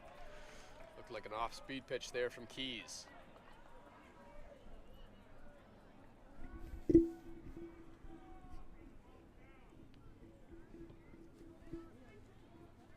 Jordan Castaldo played a little bit of affiliated baseball as well with in the Frontier League with the Schaumburg Boomers back in 2012. Shout out Schaumburg. I got some family up there. Oh yeah? Yeah. They Boomers fans? Not sure actually. I gotta see if they have any of the hats, the Boomer hats, hidden away. Swing and a miss, strike 3. Travis Keys collects the strikeout. Brings up Justin Mara. Well, the London Majors have played this Maple Leafs lineup just perfectly. Going to the lefty to start things off, knowing that there was going to be a lot of lefties in this Maple Leafs lineup. Marcus Connect not in the lineup today for the Maple Leafs as well, so forces the majority of that lineup to be lefties. They have one righty who comes in. It's Gore, who's the big 6'6" presence on the mound. And now they've played it perfectly here so far with Travis Keys coming in and facing a slew of lefties as well.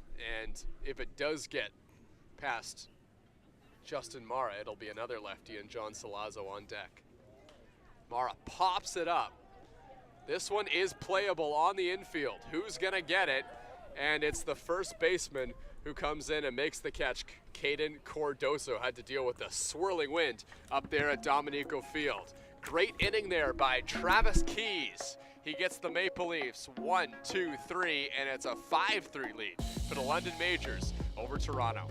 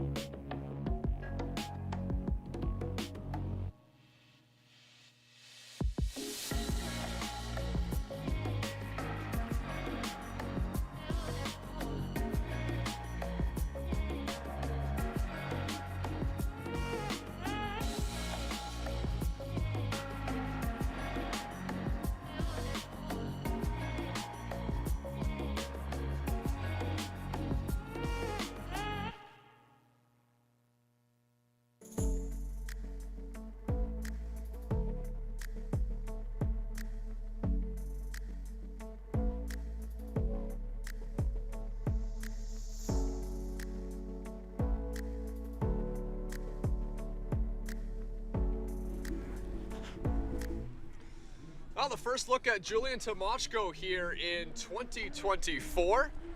And just to finish the conversation we were having on him before, he said didn't really have a third off-speed pitch. He was mostly just fastball changeup last year. Well, now he's feeling a lot better about that slider. He says he has a bit better feel for that this year.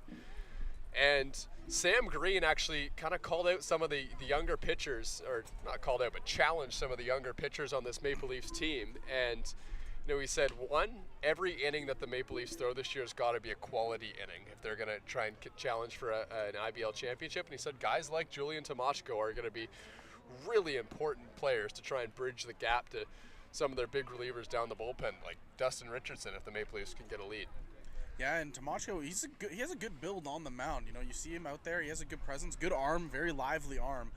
And it always kind of felt last year, he had 2 good pitches, just kind of needed that third one to establish more. And now that he has started to establish that slider more, and look for him to have a pretty impactful year for this Toronto Maple Leaf squad. Somebody to really look forward to, possibly a guy where you can lean on, like you said, to bridge that gap to Dustin Richardson. So Julian Tomochko a couple of years ago got the fastball up to 95 miles an hour on the mound, although in talking to him, he said he's probably going to be more like 91, 92 this season on the mound, especially with a bunch of wind out there. That'll take a bit of velocity off it. 2-2 to Kresminski is in the dirt. Actually, that was a 3-2 pitch. Or did that hit Kresminski? Either way, he's down to first base with a walk. Tomochko has really good change in velocity between his secondary pitches, though. The changeup, you'll see that around 77 to 79 miles an hour, and then the curveball's all the way down to 73, 74.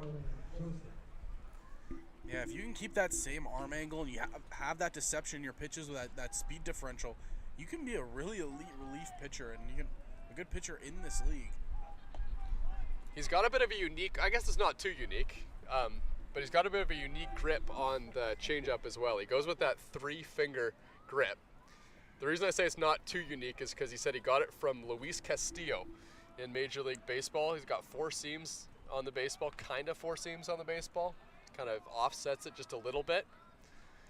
Almost like the circle change in a way, instead of just having that regular changeup where it's just the 2 fingers exactly. on the 2 seams. Yeah, it's the exact same grip though that Luis Castillo uses. Yeah, and if you're able to grip it and release it the proper way, it has a really good run to it. Here's the 0-2. This one's popped up. It's getting pushed by the wind. Dan Mara's under it, and he makes the catch, 1 away.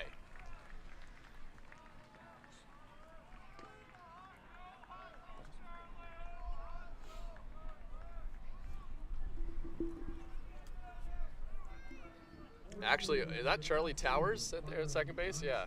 It might be. I believe there might have been a substitution. Yeah, that looks like Charlie Towers out there at second base. So that's the first bit of action that we'll see him in a Maple Leaf uniform.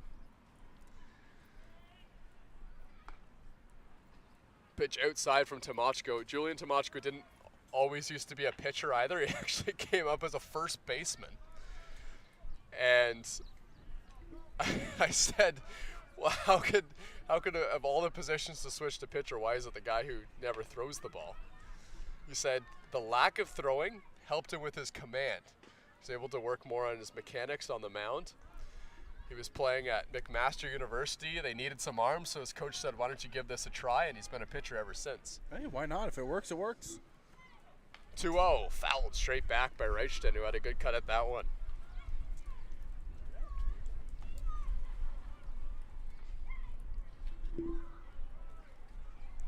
And one thing to kind of notice here, I'm not sure if the mics down by the field are picking up, but every time he releases a pitch, he is grunting. He is putting everything he can into each one of these pitches.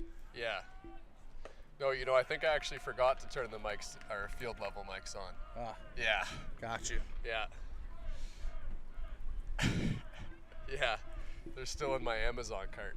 Ah, I see. Yeah. Same with my headset. 2-2 here from Tomochko. Up and away, full count.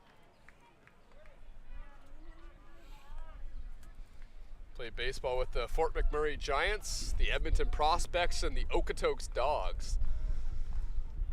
Also a brief stint with the Quebec Capitals and the Frontier League as well. 3-2 pitch, outside corner, strike 3 called. Byron Reichstein goes down looking. That's a great location on that pitch. Perfectly executed right on the black on the outside corner. Eduardo De Olio comes to the plate for London.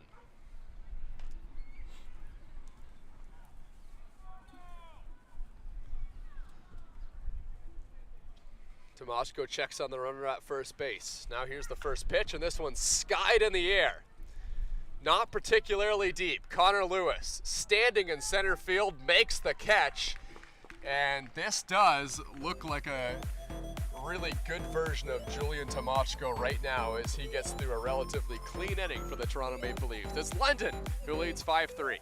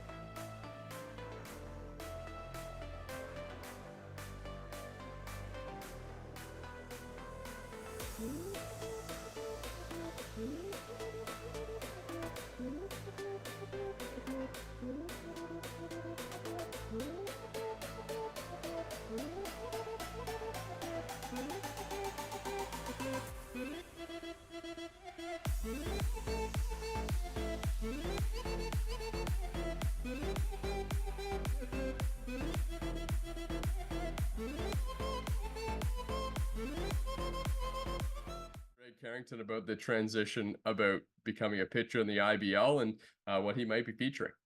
Well, I worked this all off season at this place called BDG, and that place I'm around pitchers all day. See guys pitching all the time. I'm like, well, let me try out a little bit. I got a good arm. I think I could pick up an off-speed pitch or two and figure some stuff out and help the team out any way I can. I know last year there was a few games there where I couldn't make it on time.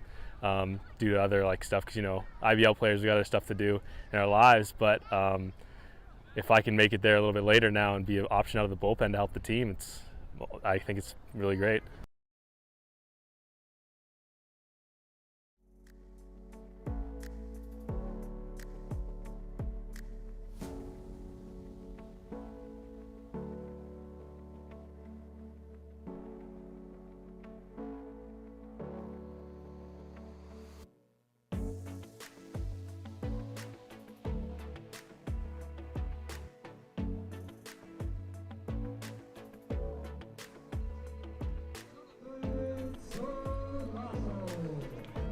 Oh, you just heard that interview there with Greg Carrington, who has been an outfielder in his IBL career, but he's going to take a stab at pitching. I'm hearing he's getting the fastball up into the upper 80 miles an hour range as well.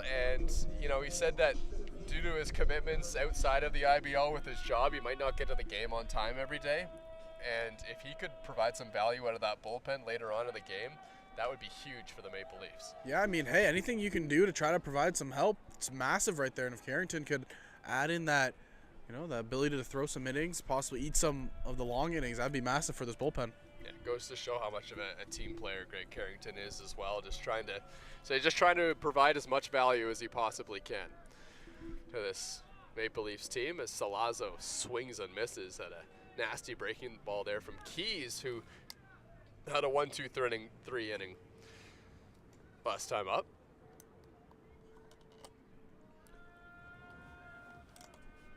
Oh, 2.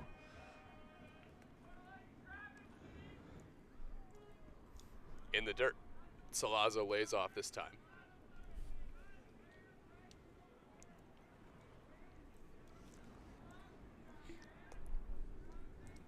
Maple Leafs have had to dig into their bullpen. Alvarado started, Deska, Valdez, Mara, and Tomashko have all come into this game. And on the London Majors side of things, Travis Keys is just the third pitcher to work. Yeah, I mean, again, thankfully the Leafs, they have 4 days off, so they can rest some of these arms for their next game. Helps when your starter Victor Payano gets up into 110 pitches as well. For sure. Strike 3 called to John Salazzo. Perfect breaking ball there from Keys. Now, we didn't see Wilhennis Alvarado go particularly deep into this game. In fact, he only went 3 innings.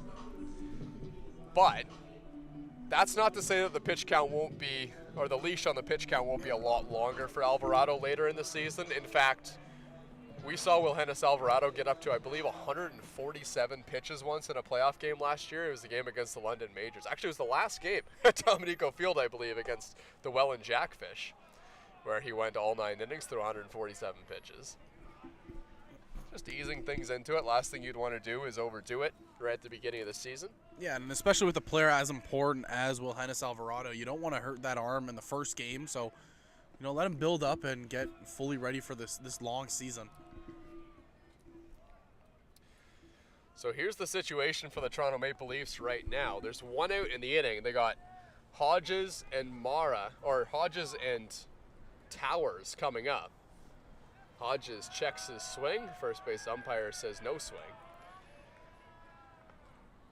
And if those 2 batters don't get on, then you have 7, 8, 9 coming up in the 9th inning for London.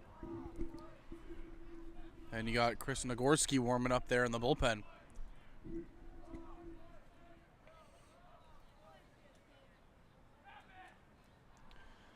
Two-1 to Hodges. Inside corner for a strike. 2-2. Jesse Hodges delivered the big hit for the Toronto Maple Leafs.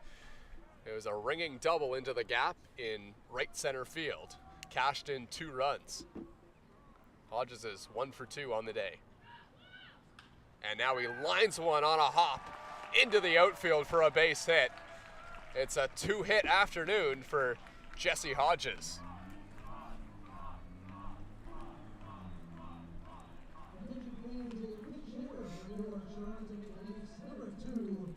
And if Jesse Hodges can be a 300 hitter on this Maple Leafs team this season, that is going to add a boatload of offense to this Maple Leafs team. Well, it just makes what's already a pretty deep lineup even deeper.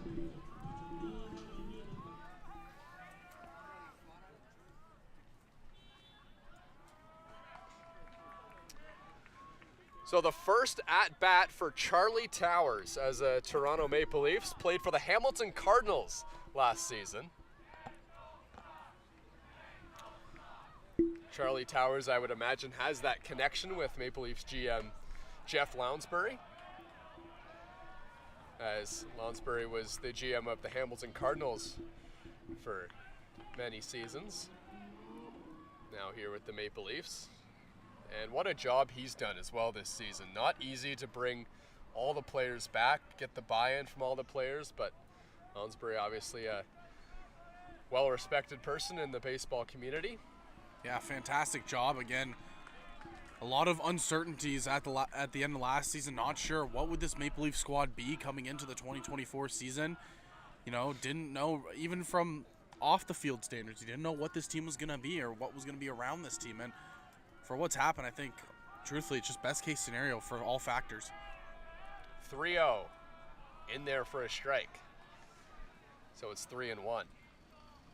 Jesse Hodges is at first base. The Maple Leafs clinging to a little bit of life here with a runner on. Towers at the plate.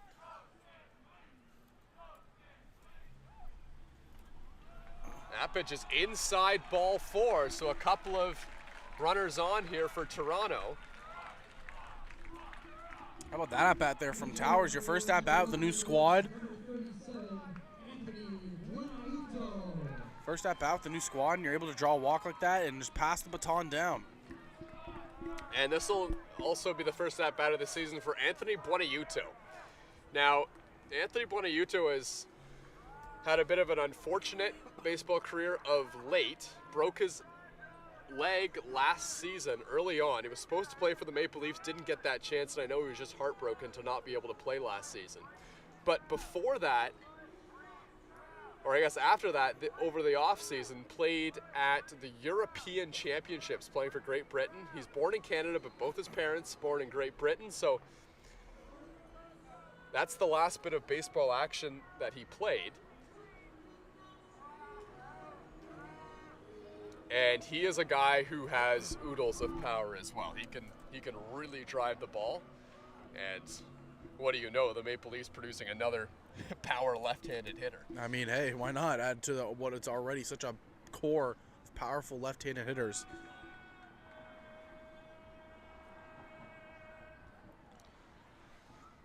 So he's Keys to face Buonaiuto, and he swings and misses at the first pitch. Keys changed things up on him with an off-speed pitch. Yeah, and how about this? This would be a big moment for Anthony, obviously just coming back. You weren't able to contribute to the Maple Leafs last year. How big would it be to contribute in the first game of the season? Swing and a miss. Another low breaking ball, strike 2, and now Buonaiuto is in a hole.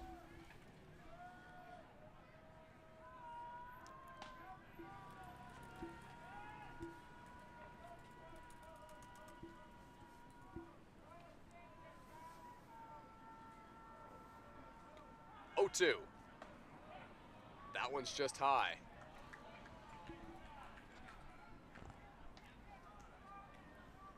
London Majors have some action in the bullpen, and that might be Jose Arias. That's down in the pen. Oh, yeah, it is. Okay. Yeah.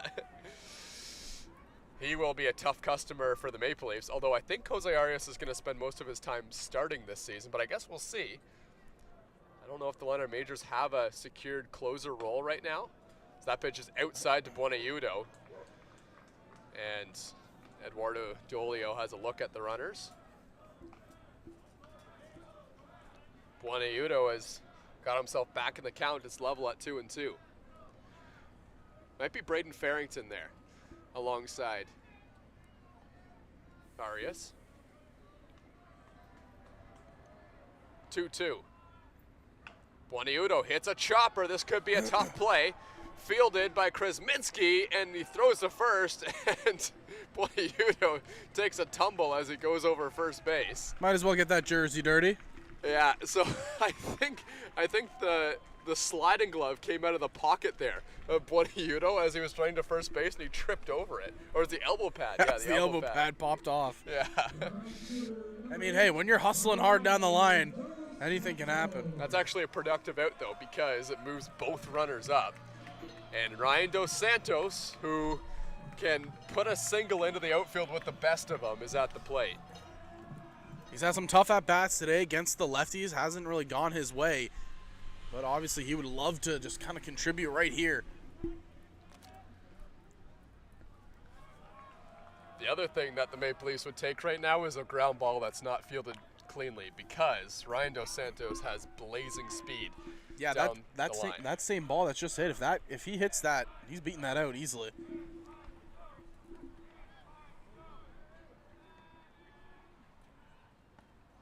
You know, I wonder who the fastest player on the Toronto Maple Leafs is. Ryan Dos Santos has got to be up there. Jose Vinicio has got to be up there as well. I think it's definitely between those two. Maybe you can sneak in Yoichi Ishihara. Yeah, he's actually on the bench, I think, for the Maple Leafs right now. He's not on the roster. There's a pitch in there for a strike, and this is starting to be a trend here from London Majors. Pitchers off-speed pitches to Ryan Dos Santos. He has been at the plate looking for the fastball, and I think the Majors know it as well. 2-1. Gets a fastball, and it's painted over the outside corner for a strike. It's 2-2.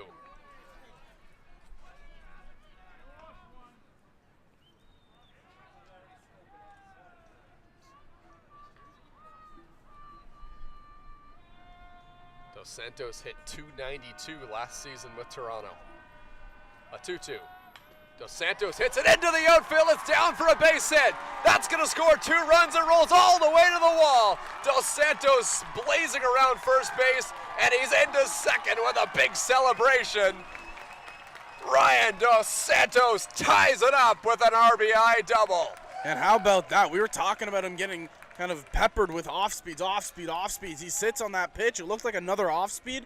He sat back and pushes it the other way, and then his speed, he is easily into second base. And look at that, partner. We are all tied up once again at 5. The Bushmen are loving it. Down the left field line, out in full force for the home opener. That is going to be it for Travis Keys. And here comes Jose Arias into the game to try and finish off this 8th inning.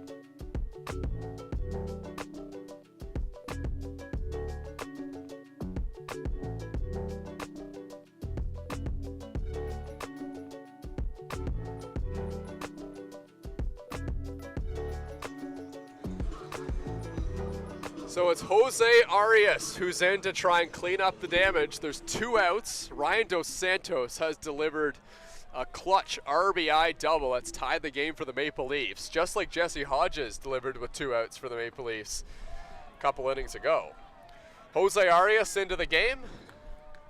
Out of the Dominican Republic, one of the import pitchers on the London Majors, was excellent last season. An ERA of 1.56, a 10-2 record. Hard to believe he lost 2 games with that kind of ERA.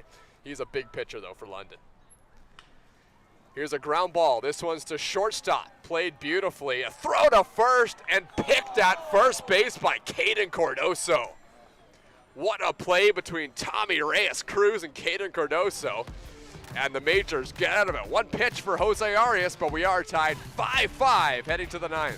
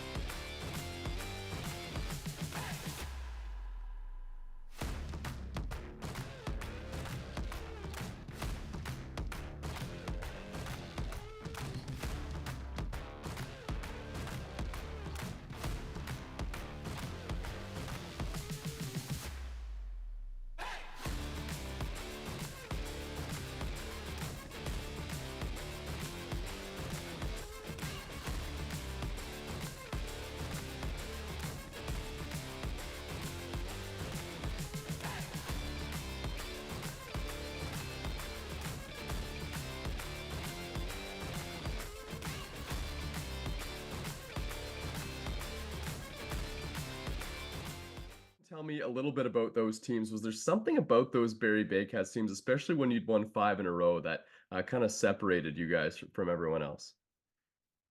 Yeah, I mean, it's the group of guys that get put together for that, and the continuity year in and year out um, really takes the team to another level.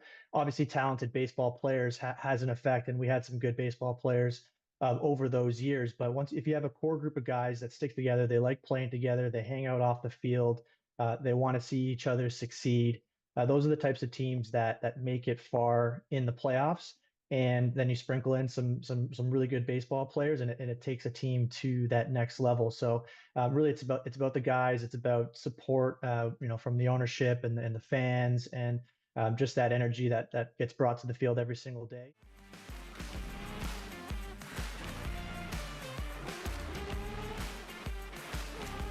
Well, the Maple Leafs are going to turn to a guy with a lot of championship experience. Chris Nagorski, 5 championships with the Barrie Baycats. He's brought his talents a couple of years ago to the Toronto Maple Leafs, now his 3rd season with Toronto. He'll face Cleveland Brownlee, a familiar foe, 2 veterans going head-to-head here.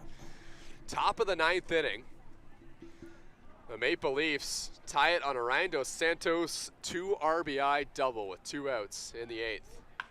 Brownlee hammers one down the line. Fair ball. Foul ball. Inches away, though, down the line. I mean, wow, that one barely, and I mean barely, went foul. Yeah, and, I wasn't actually looking at the umpire there. I just thought that ball landed in I fair thought it territory. hit the line at first, and then the umpire convinced me otherwise. That's Cleveland Brownlee, though, right? Like, unbelievable that pitch was even close to being fair. He was way out in front of it, but somehow managed to keep the plane of that bat in the hitting zone for as long as possible and just barely hit that one foul down the line. Brownlee is 1 for 4 today. And now he throws one into the outfield. Charlie Towers out diving, but can't make the catch. It was out of his reach. And Cleveland Brownlee does it again. A great piece of hitting on a pitch that he was way out in front of and probably wasn't a strike. But he finds himself standing on first base, and they're going to have a pinch runner for Brownlee.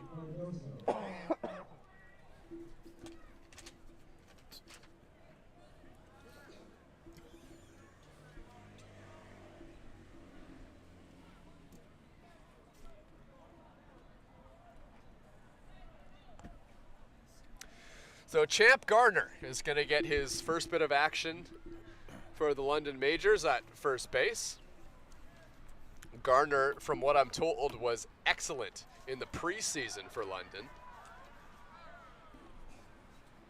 Played a couple of preseason games.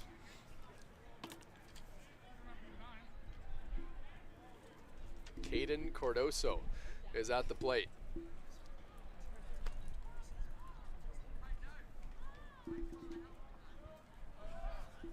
Throw to first. Back in safely on a dive is Garner.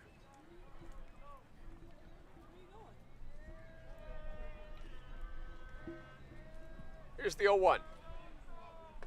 Up high. 1-1. And obviously, if you're Nagorski, you want to try to get out of this unscathed, give your team a chance to walk it off there in the bottom of the 9th. But also, the top of the order is coming around. 3 batters until the top of the order. Ball on the ground. Runner was going. They stay out of the double play. Good play there by Charlie Towers. We've seen a lot of trouble with the hops on the infield, but that's Charlie Towers there. Great defender. And he gets out number 1.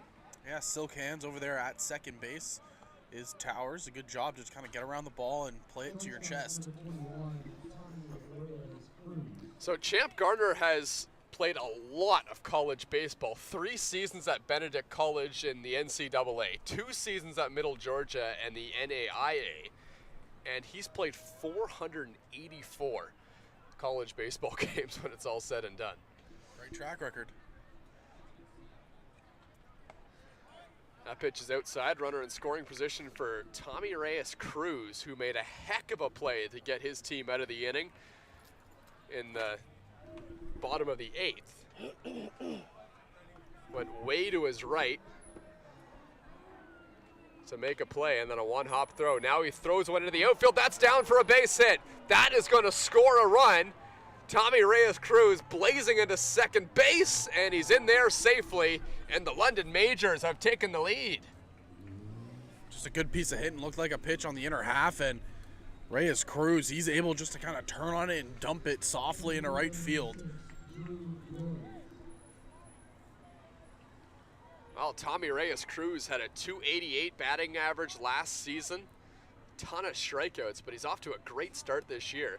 Heck of a defensive play in the bottom of the 8th, and he drives in the go-ahead run for London.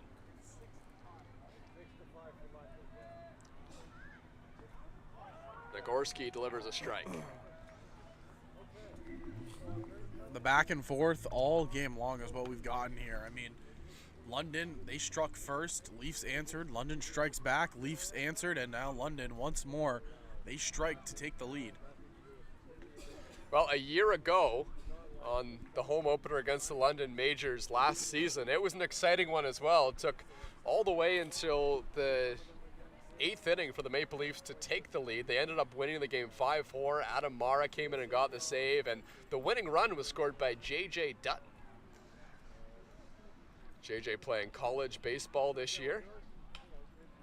This one's hit on the ground. Vinicio has a kick off his glove. It goes towards the outfield. They're going to send Tommy Reyes-Cruz home, and he's going to score. The London Majors take a 2-run lead in the top of the 9th.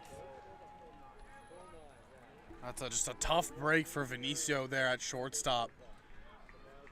You know, usually just such a sound defender, and that one kind of kicks off the top part of his glove, and run obviously able to score there. Well, if it wasn't for a couple errors on the infield, and that one may or may not be scored in error, but if it wasn't for a couple of misplays on the infield, I think the Maple Leafs would see themselves right in this game, maybe with a lead. But London has been opportunistic, and they've taken advantage. This one's hammered out towards center field, and Connor Lewis is there. He makes the catch. 2 away.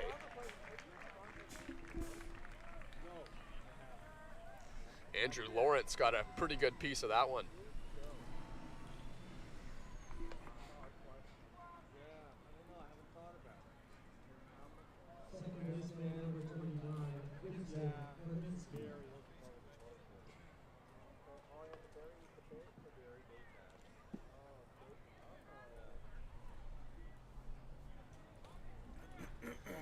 Gibson Kresminski has a runner on first and 2 outs, and the Maple Leafs just trying to get this to the bottom of the 9th inning and see if they can't put something together. We've seen some magical moments here at Dominico Field, and I mean, you highlighted the home opener last year. A magical moment in that one. Then that's what the Leafs are trying to do here. Just get to the bottom of the 9th with as limited damage as possible. Well, they have the perfect cast of characters to do it in the bottom half. It'll be Vinicio, Castaldo, and Mara. 1, 2, 3 in the order. But they are going to have to face Jose Arias, who didn't give up much of anything for all of last season. Pitch outside. That one goes to the backstop. Justin Mara's going to have to hustle back to get that ball. It also looked like even if Mara got that one cleanly, nobody was going to cover second base. Looks like the middle infielders were kind of selecting to give that one up, so interesting play there.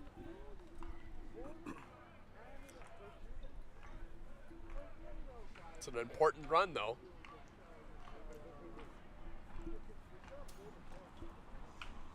On the ground, foul down the first baseline.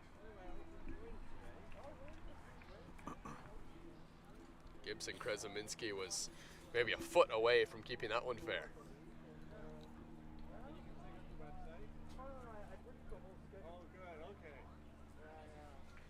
Andrew Lawrence, the runner out there at second base, he will be coming home on a single.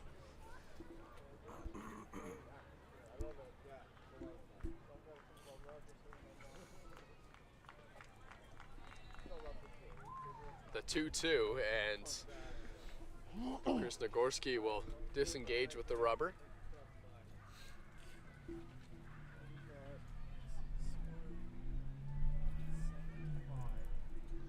So Kresminski is back in the box. 2-2.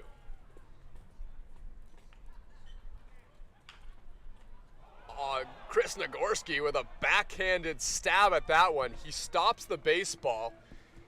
And Zach, I wouldn't be surprised if he just saved a run. That ball looked like it might have bounced up the middle into center field. Nagorski with a blind whack at it from behind his back. And that's a pretty good play to keep that one on the infield. Yeah, I mean, good plays right there out of the pitcher just to keep it alive and keep the runs out of danger. Sam Green gonna come out here now to talk to his pitcher. So one of the new rules in the Intercounty Baseball League this year has to do with how many times the batter can come outside the batter's box. And that's been severely limited. And when I saw that rule change in place, I thought that was going to be a really big part of the game. That was going to really impact the game. It really hasn't. And I was kind of surprised by that because when I was watching just a couple IBL games, just to see what your average at bat looked like, the batter would step out of the batter's box almost every single time. But we haven't seen it called once yet today. Yeah, I think it more so, just with how the flow of the game has gone and how both teams have looked, you don't really notice it. Even if they have done it, maybe the umpires might have missed it once or twice, but for the most part, yeah, one of the rules we thought might affect this league hasn't really been a factor in game number 1. Maple Leafs also have 4 mound visits remaining, if that means anything. You saw the umpire there signaling the 4 up to the press box.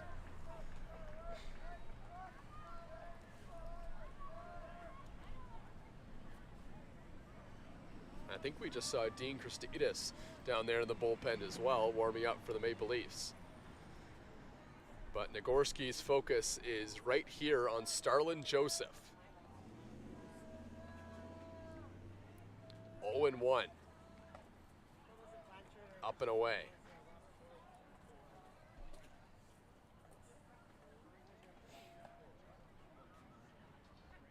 Starlin Joseph hit .304 and also .368 in 5 playoff games for the majors last season. He swings and misses at a slow breaking ball from Chris Nagorski.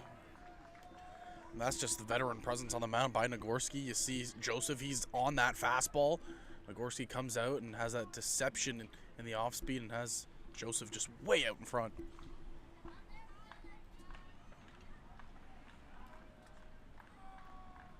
Big pitch here for Nagorski, 1-2, and it's way outside, 2-2. Chris Nagorski already has plenty of IBL championships under his belt, but that doesn't mean that he doesn't want another one. And the 2 guys that have the most championships on this team is Chris Nagorski and Jordan Castaldo, both the Barrie Baycats. It's almost like already winning one makes you want it even more. That's Chris Nagorski's mindset. Well, he's helping out the Maple Leafs now. Swing and a miss, strike 3.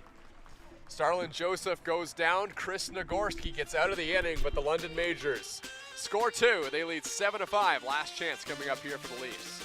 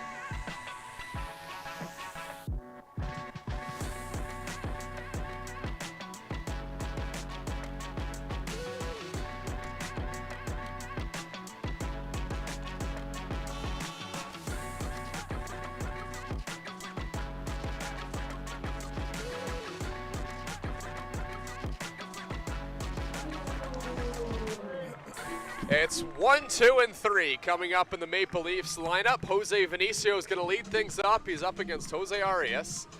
And switch hitting here. Now, yeah, I think this is a more familiar side of the plate for Jose Vinicio. But we will see. Jose Vinicio from the left side against the righty Jose Arias. Maple Leafs need 2 runs, and Arias' first pitch is high, ball 1.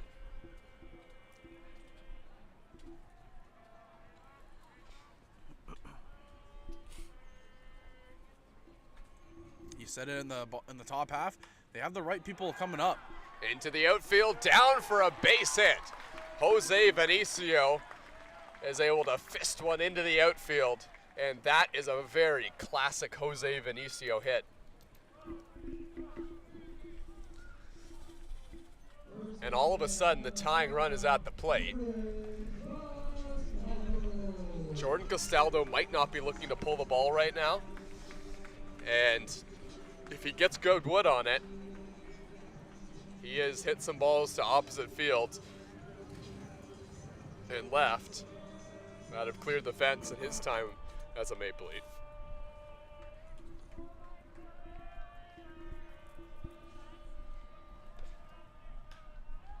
And he pops one up, just got under it. Starlin Joseph is in the outfield, loses his hat, but not the ball. And it's out number 1. Arias pitched 97 2/3 innings last year, which is incredible. I think the IBL record, which is back in the day when they just kind of pitched the same guy every single day, I think the record's like 140 innings or something like that.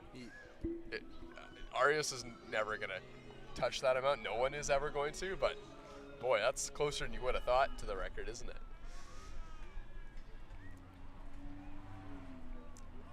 By the way, 132 strikeouts over those 97 innings as well. Mara takes a strike. Well, Justin Mara, when he was taking live ABs on Wednesday, crushed one over the wall out there in right field, and I wouldn't be surprised if he has his sight sets on that again. And he swings and fouls it off. He took a heck of a rip at that pitch. Yeah, great cut right there. Looked like he was trying to do exactly what you were saying. He wanted to find that fence. John Salazzo is on deck, hopeful of an at-bat, and you know John Salazzo will be dropping that elbow just a little bit to try and get one over the wall as well if he gets to the plate. 0-2. Ground ball foul down the first base line. And again, working it. Justin Mara so far today, he's 1 for 4, looking to try to get on base. Just keep passing the torch. You're at the time of the game, and just gotta keep passing it down the line. You got big bats coming up in Salazzo and Hodges. If you can just keep passing the torch. Arias, though, is looking for a ground ball as well to win the game. Here's the 0-2 pitch. Venicio's going. The pitch is in the dirt. Here's the throw down. Vinicio is in there safely, and now he's going to take off for third base, and there's going to be a play at third. Vinicio in there safely. And I was going to say, how haven't we seen Vinicio take off earlier in the at-bat? Finally does, and he's gifted 2 bags right there. Obviously, his run right now doesn't really matter. The main one that matters is currently at the plate. But just a really good job done by Jose Vinicio. We saw his speed last year, 26 bags stolen. Again, this year he gets at least 1 on the board.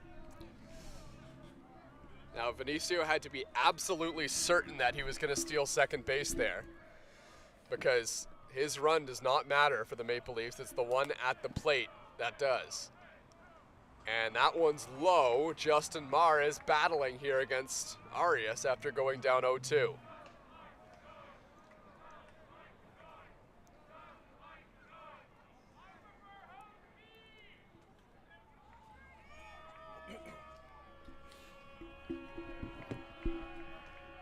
Two and 2 on Justin Mara.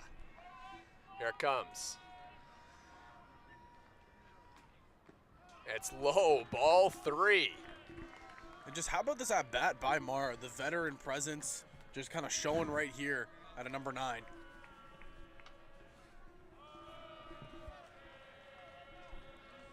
Arias also cautious of the power that Justin Mara possesses.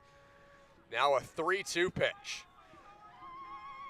And it's upstairs, ball 4, so Justin Mara will head down to first base. And yes, Justin Mara is the tying run. But Jose Arias is just making sure that he stays away from the power from some of these lefties. But it doesn't get easier here because you have the conductor coming up to bat right here. John Salazzo, 1 for 4 so far in the day. He doubled all the way back in the first inning, popped out in the 4th, struck out in the 5th and the 8th. So you know he wants to provide a little bit of a spark here for this Maple Leaf squad.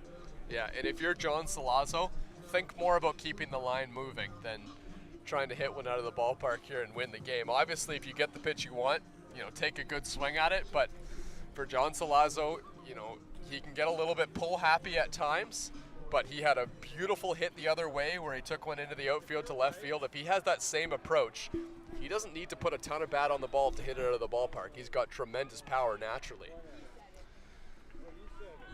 We'll see what the approach is from John Salazzo in this at-bat. Runners on the corners, 1 out. Salazzo takes outside. He's definitely ready to swing the bat. Of course, and Arias, it doesn't get easier for him because on deck, you have Jesse Hodges, who has also been terrific this game. Arias does not want to face Hodges in this situation. He is hot right now. Although, Jesse Hodges has had the favorable pitching matchup this game as well. A lot of lefties coming to the game, and this is part of the strategy for the Maple Leafs. You got those lefties, and then you mix in a great hitter in Jesse Hodges from the right side. 2-0. Salazzo checks his swing, and the count is 3-0. And does John Salazzo have the green light here? I was just about to ask you the same question. With his resume, partner, personally, I would give Salazzo the green light. If you see a fastball coming right into the zone you've been waiting for and you've been watching for, I say you swing the bat. You have the power to hit it. Arias does not want to walk John Salazzo. Takes right down the middle and taking all the way. 3-1. Salazzo, another one of those veteran players. He understands the moment. He understands the at-bat here and how ahead he is 3-1. He hits one in the air. This one is not deep. It's Starlin Joseph who's in on the outfield, makes the catch. Jose Vinicio bluffed to come home. And that's not a bad play, as Eduardo D'Olio had to make a pretty good play to block that ball, or else Justin Mara would have got himself into scoring position. That was a heads-up play on the base path there from Jose Vinicio. It just didn't quite work out. That's one of those plays that you typically wouldn't see on the scorecard, but if that ball did get away from the catcher and Mara's standing at second, it's another 90 feet right there for the runner to try to come up and possibly score that tying run. And again, Vinicio, just such a heads-up player, and those plays, you don't see it, but this is a veteran presence and the smarts.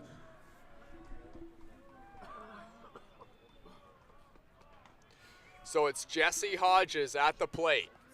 Swings and misses at the first pitch. And this is a swing situation now for Jesse Hodges.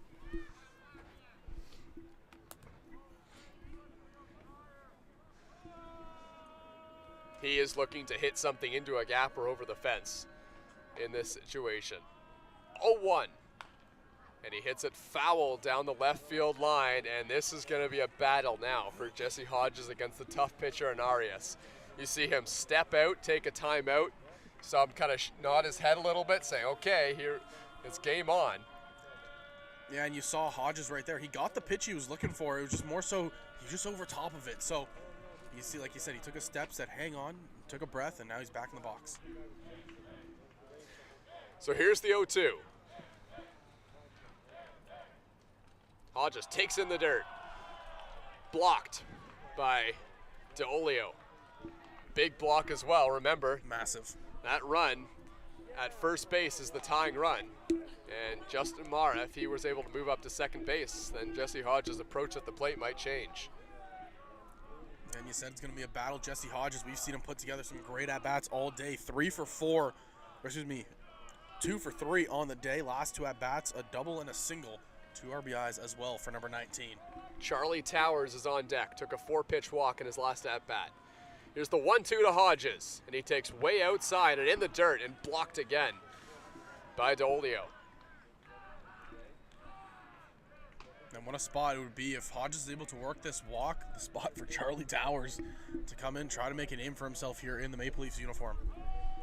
Eduardo D'Olio, the big thing with him is, yes, he made it to AAA baseball, which is a very high level, but on top of that, he made it to AAA baseball, and I think it was 2022. So he has had some very recent high-level baseball experience. He's a great guy to be the captain of the infield there at catcher. The 2-2 to Hodges. Maple Leafs down to their final strike. And Hodges fouls it off. He was out in front but made good contact there on a pitch that definitely had him fooled. Yeah, it's just another good at-bat that Hodges is having right now. You see what he's been able to do and fighting off some really tough pitches. He pulled one earlier that you're just on top of, and that one, again, like you said, just underneath it. Yeah, that was a hanging breaking ball there from Arias. Waiting for him to barrel it up here. See if he goes back to the hard stuff. Hodges looking for a fastball. 2-2. It's upstairs, ball 3.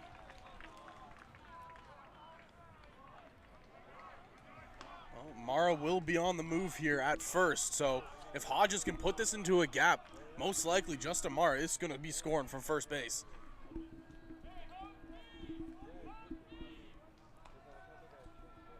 Does Arias pitch around Hodges here with Charlie Towers on deck, or does he go right after him? Here's the 3-2 pitch. Swing and a miss, strike 3. Jose Arias gets a huge strikeout of Hodges to finish things off for the Toronto Maple Leafs. And this edition, it's the London Majors who win the Toronto Maple Leafs home opener in the first game of 2024 in the Intercounty Baseball League. And partner, it was just a back and forth battle really between these two teams. And again, we were treated to some great games between these two teams over the past couple of years, and the first game of the IBL season, this did not disappoint. Fantastic game. Unfortunate break, the Maple Leafs couldn't complete it, but Arias, fantastic job in that ninth to close out the game. Victor Payano with a start that saw him go 4 2/3 innings and well over 100 pitches. He was a key to success for the London Majors today, giving up just the 3 runs. We'll say goodbye here from the Toronto Maple Leafs broadcast. Myself, Zach Benoit, or for myself, Thomas West, as well as Zach Benoit.